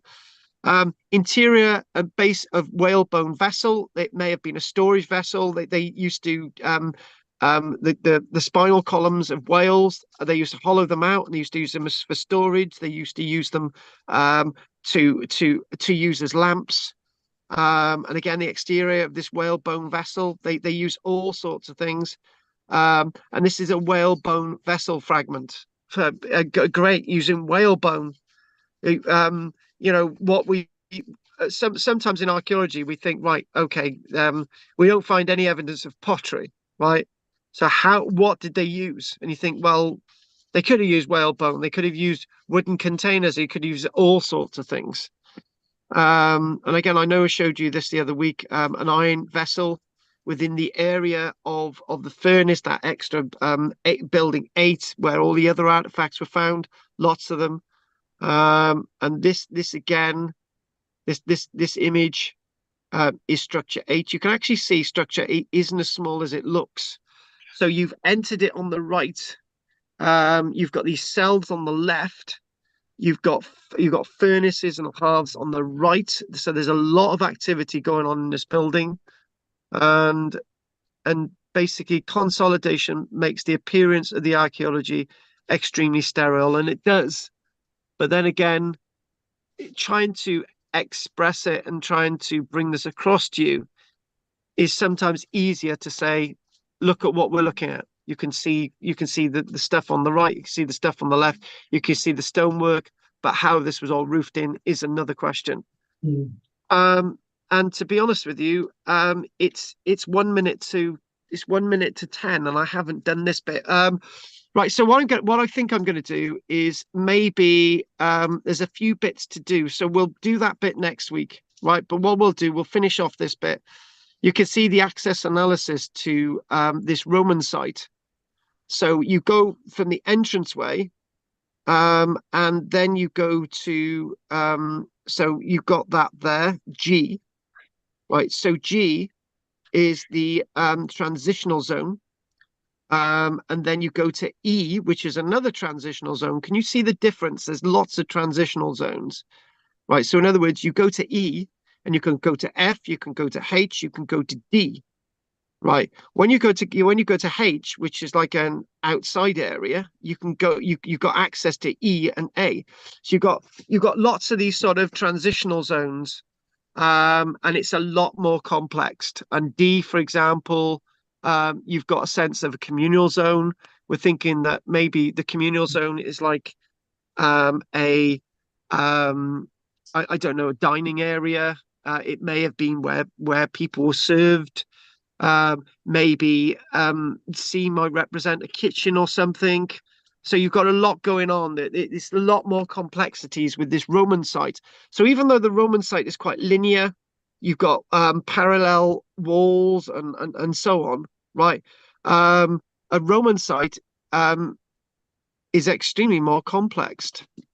And if you go to here, the levels of access are a lot different than a circular building. This is, I said that earlier on. I said, so sometimes when you've got these types of structures, these arrangements, which you guys live in, right, it does look a bit more complex, even though there's less going on. It does look a little bit more complex, where you've got lots of places where it seems to go off into different rooms and so on. So what I'm going to do, I'm going to leave that there hanging in the air. We'll start off with this next week. This is taken extremely longer than I thought, but I'm sure it's been a lot more positive. And somebody saying something very silly online, which I couldn't really say, and nothing to do with Judith. It may have been to do with Anne. Right, so we'll finish this now tonight, and we'll see where we go next week with this. So right, Roger's gone off a minute. So Drina, any questions? What? Yeah, Jean, go for it. The divisions in the larger building look really strong. The ones in the other room are only upright pieces, aren't they? So they're not going to support very much at all. So maybe it had no roof. The other thing that occurred to me, you said the entrance had been extended round the corner. So would that be a windbreak? And now that's really interesting. The thing is, let's just go back. I don't know if I can go back on, but let's just see if it's still there. No, it's not still there. But basically, what you were talking about was that where the extra entrance was, just in touching distance is actually the wall of the broch. Right, so it may have been, I don't know, it may have been some kind of division in itself, but as a windbreak, maybe not so. But maybe they wanted to put it in there. Maybe it was their way of making a statement. It's difficult to say. Okay. Right. Anything else, Drina? No. Okay. Good. Right. Anything from you, Judith? I wanted to same about the roof. You know, Yeah. on the smaller building, maybe it wasn't as thick or as heavy or as complete. Maybe it was like a half roofed and half not, to let the steam and the smoke out. I don't know. Yeah, the thing is, right, as archaeologists, right, we always presume we know the answers. What we do think, we think, right, okay, it has to have a roof on it, because it has to have a roof, but does it have to have a roof? We're putting our standards on it, and I think with the absence of a roof in the archaeology, we can argue that it had a roof or not. The one thing I want to say about Brochs, is that in some Brochs, it's very difficult to actually understand whether they had a roof on them or not. Some actually argue that there was no roofs on the inside of some Brochs. Actually, they were open. But then, if that's the case, how did that work when there was a lot of rain?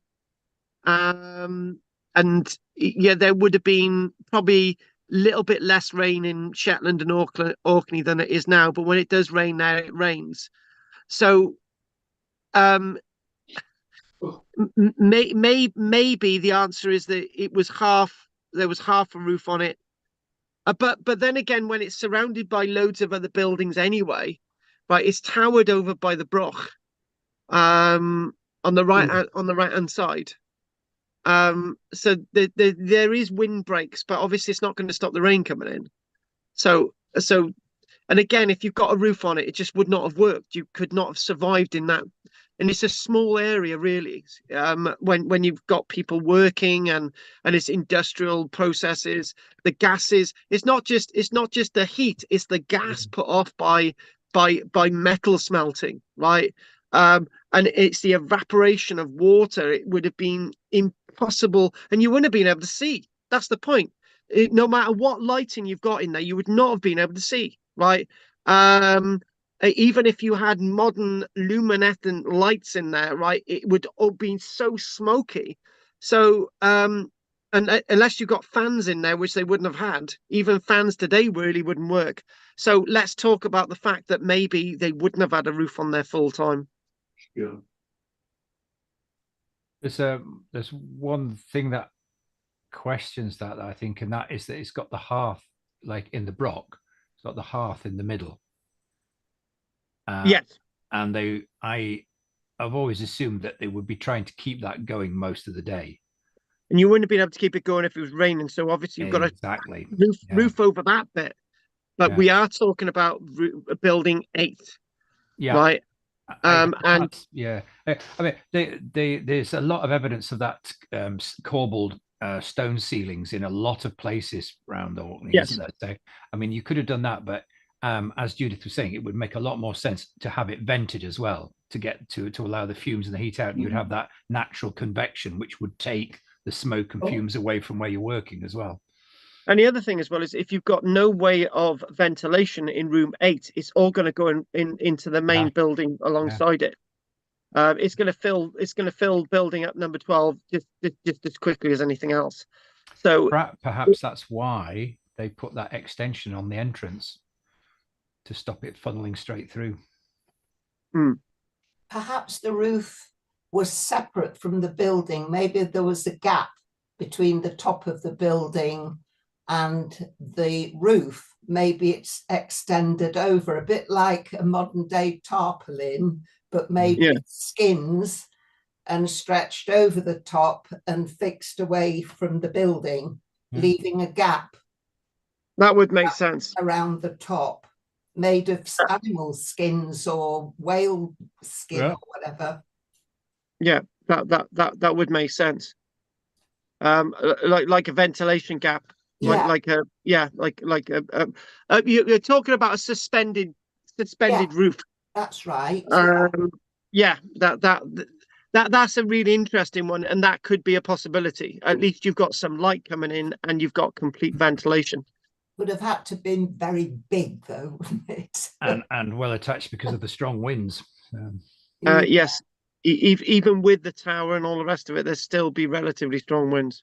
It is an island at the end of the day. Also considered with the brocks, the height of them is if they're like 30 feet high, then unless the rain's coming vertically down, it will, if it's at any angle, it's not actually going to hit the bottom anyway. No. It'll drain in there, obviously, but and it's obviously going to be very dark as well. But but but then you've got the darkness situation, and there's things that we're not really understanding with all of this. No, but if they use that, it's because if they use that little rooms. Yeah, if they use that only as a sleeping area, then darkness would be good. So that's the point. That's exactly, not in the workshop. Got to have light in the workshop. You're absolutely right. So how big are those cells? Do we know how? They're not huge. They're meter and a half sort of across. They're not huge. They're very small. But then again, a meter and a half. Well, actually, the space that we're talking about is I've got a post there and I've got a wall there, so that's about a meter and a half, right? And that's like a meter and a bit. So it is they're actually bigger than this, but you're talking about 2 meters, a meter and a half. So they're big enough to put stuff in. They're big enough to sort of sleep. Yeah. And were they all open to the communal area? Yeah, all the cells are open to the communal area. They're all open. This is the whole point. They are all open to the communal area. Well, except they when you are now. We don't know. They may have had a covering or something, couldn't they? Glad you corrected. They're that's the point. So we could have the thing is, as you can probably tell, we could have picked so much of this, and we maybe could come back to a couple of those points next week. Well, you've been there and seen it, haven't you? Yes, I've been there. Yeah. There is a sense of space, but then again, as I said in one of the images, it's been, because they've restored it. It's not. You don't have a proper impression. You don't. You have an impression, don't you? You have an impression. You don't have a proper impression. Maybe not historically accurate. It's interesting that you think of it as having spacious, because it looked like it would be quite confined. But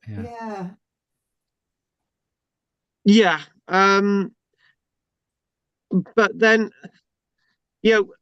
I think there is something. I think there's something missing in our interpretation, and I think the point that Margaret made is very interesting, and I think the previous point that we made about these buildings being used for a very, very long period of time means that they were very, very practical for a very long period of time. If a building's not practical, you don't use it for a very long period of time. That is the point.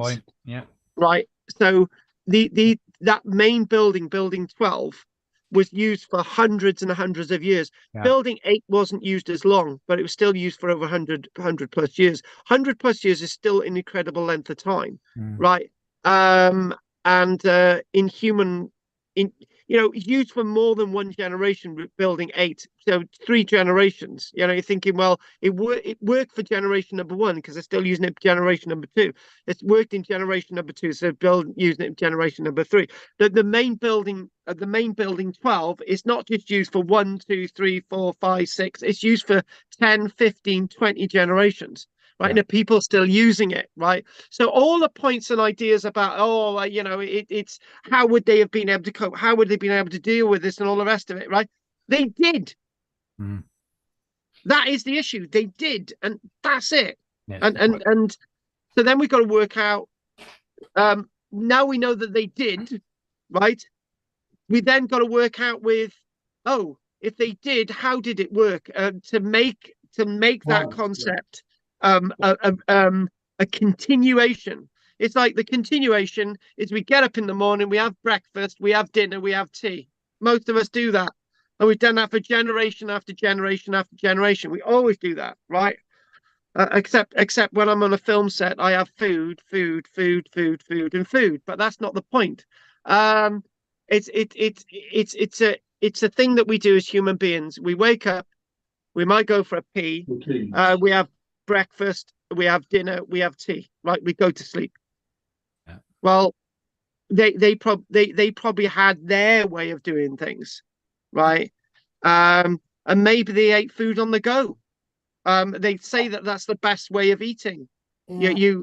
There's stew in the middle, right? There's 10 people using this building. Some are working over there, some are working out in the field, right? There's one person looking after the food. And you just go in, you take some food and you go and do your thing. Yeah, eat when you yeah.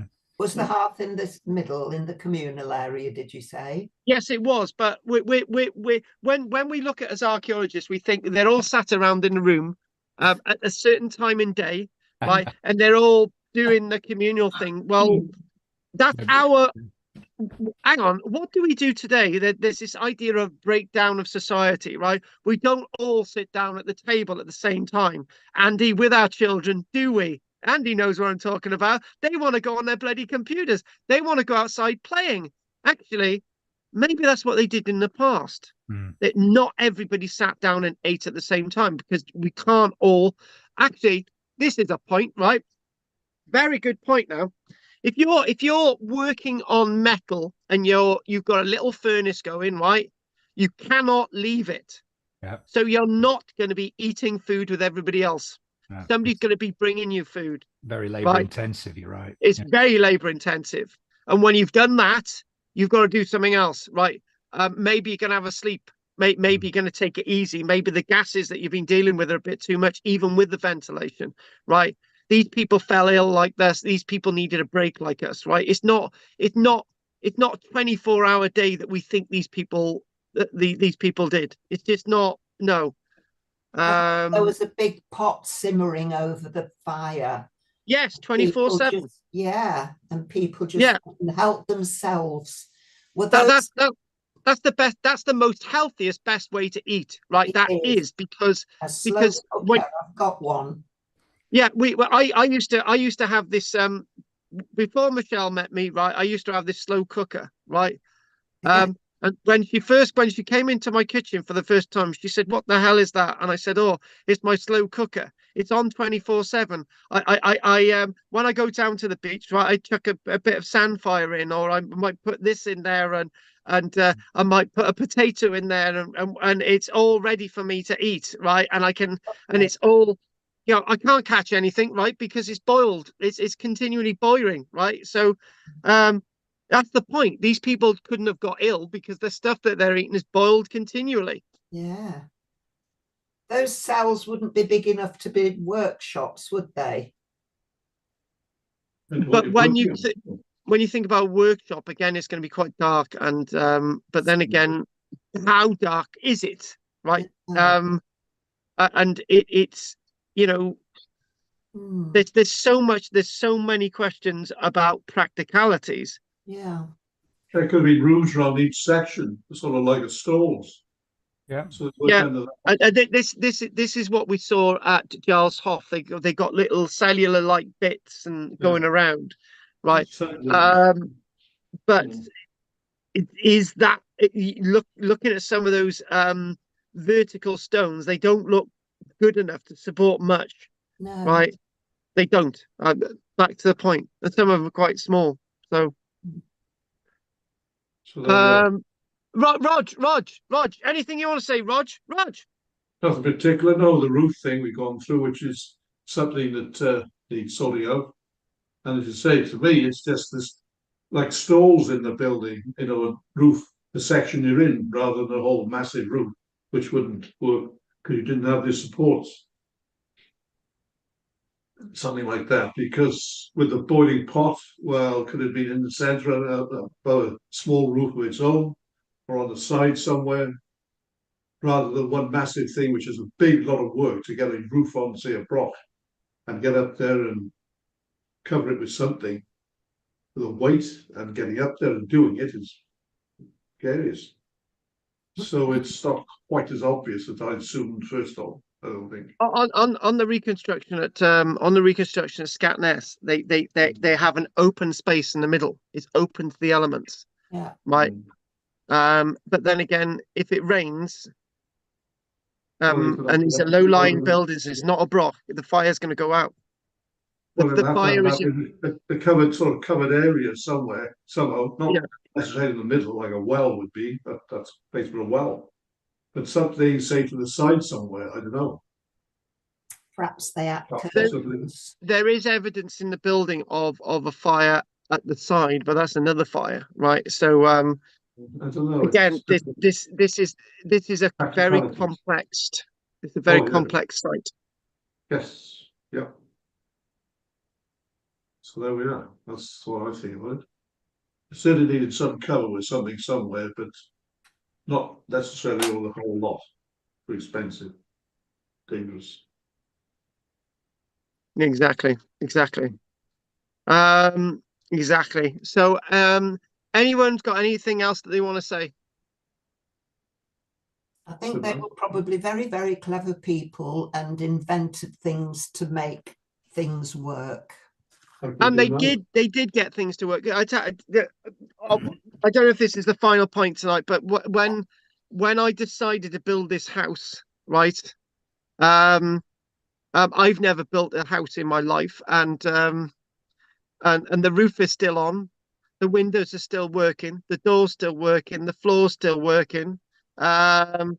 It's still up after 2 years. Only started living in it for about a year and a bit. I managed to do this from nowhere, from total scratch, right? And it's still here. I tell you what, if this collapsed tomorrow, it succeeded for a year and a bit. So the fact of the matter is, I've managed something that is actually still standing. Yeah. Now that came from nowhere. But I wouldn't have been able to build this if I hadn't been in the situation in the first place. But I managed to do it. But there is a little bit of a cheat. My dad's a carpenter and a roofer, and I must have learned something after looking at him when I was a child. I must have learned something.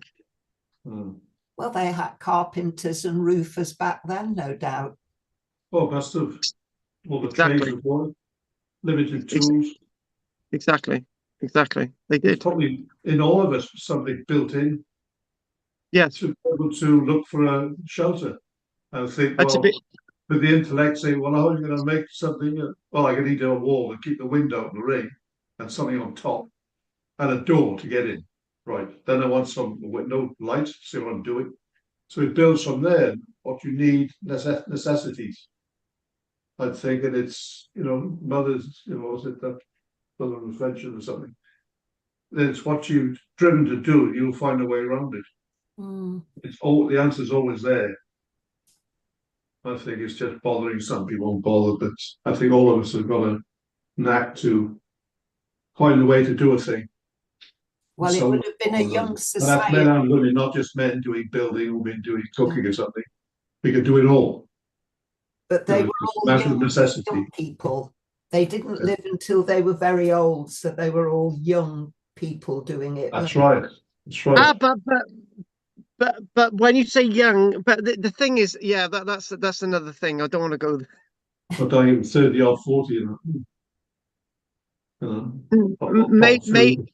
really depends how you calculate this. If you've got a lot of child mortality, and then you put that into it, and it brings the age of how long people lived. Oh, it's a complicated one. That's another one. And then there's this thing of people's height, and don't go there. Could go on all night. Yes, we could. Right. Okay then. It's 10:22, right, which is a bit late. I'm going to try. Hopefully, guys, try and get hold of David and find out what's happened. Hope it's okay. Yeah. Has anyone else want to say anything else before we finish? No, thanks. No, thanks. Okay. Yeah. Good. Anyway, really. Oh, and anyone who wants a copy of that book, this report, the dissertation, stay on, and just we'll have a quick chat about it. But I'll think about it. Think about it. See you in 2 weeks. Okay. All right, yeah. Bye. Okay, then. See you in 2 weeks, Roger. Okay, we'll Right, call don't it a talk night too now. badly next week. Yeah. Anyway, thanks for that, Roger. You missed the next bit, but we'll see you in 2 weeks, Roger. Well, don't worry, we'll catch up somewhere. Yeah, Okay. we will. We will. Okay, Right. anyway, I'm going to call it a night now. We'll see you all next Tuesday. So I'm going to say good night now, everybody online as well. Thanks, I'll Carl. say good night to Drina, Bye, all. Roger, Yeah. John, Thanks, Margaret, Carl. and Bye. Judith. Bye. My Bye. pleasure. Bye. Thanks very much for Thank joining you. us. Bye. Okay. Bye, then. Judy, baby. Bye. Hey, Bye. Jude, don't make me Night, night. sad. Oh, night, night. I'm going. No night, no night, no night, no night. Anyway, thank you everybody for joining us, and don't forget, and everybody thank joining us online. Pig meat, Mrs. Bent over.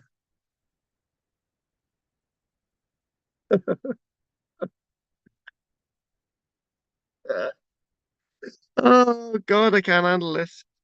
Too much. I'm still trying to work out that Mrs. Bent over in 11, 10, 8, 3. Air fryer 3. What the fuck? Right. Oh, opening at 7 aligns with the sun. Right, yeah. Sun in window at 7 grows penicillin. What the fuck? Oh God. Oh shit.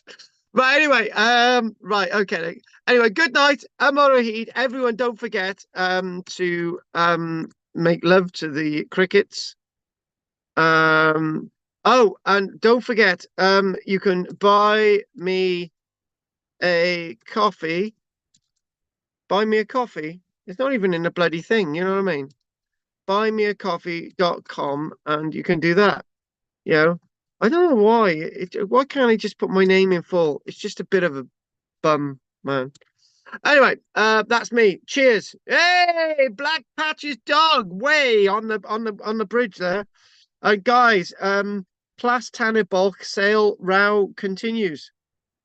My God, campaigners oppose the sale once again challenged by the National Park Authority, bastards. Selling Plas Tanner bulk. Spending plans developed to step in if Welsh councils verge on bankruptcy. Yeah, powers. Love it. Oh my God, look at that. Ceredigion County Council on verge of bankruptcy. Oh my God. Oh, here we go. I'm gonna have to read that. That's got nothing to do with what we're doing. Right, anyway, I'm gonna say good night. Diolch yn fawr I chi. Gwelwch chi eto next week, Tuesday. I'm gonna look on the chat box, nothing in the chat box. It should be fun tomorrow, Wednesday, 7:20ish tomorrow. Actually, you can join in earlier tomorrow. Join in probably at at least 7:15ish tomorrow, Wednesday.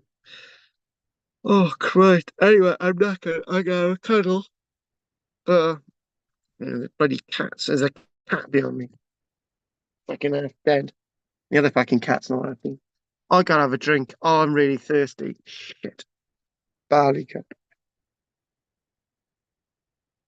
Anyway, diolch yn fawr I chi. Gwelwch chi eto. My hair's gone nuts. And I'm gonna look in the chat box. Nothing in the chat box 1. Nothing in the chat box 2. And finally, nothing in the chat box 3. 1, 2, 3. No. Diolch yn fawr I chi. Gwelwch chi eto. Don't forget to like and subscribe. Donations really welcome. You can press the donation thing. Send me a donation via YouTube. You actually, if you send me a donation via YouTube, you can look at my hair like this. Somebody who wasn't in Flock of Seagulls because their hair was a lot better. Maybe somebody from the weird 80s. Look at that. Cool. Like it. Anyway, thank you very much. Everybody, diolch yn fawr I chi. Gwelwch chi eto. No.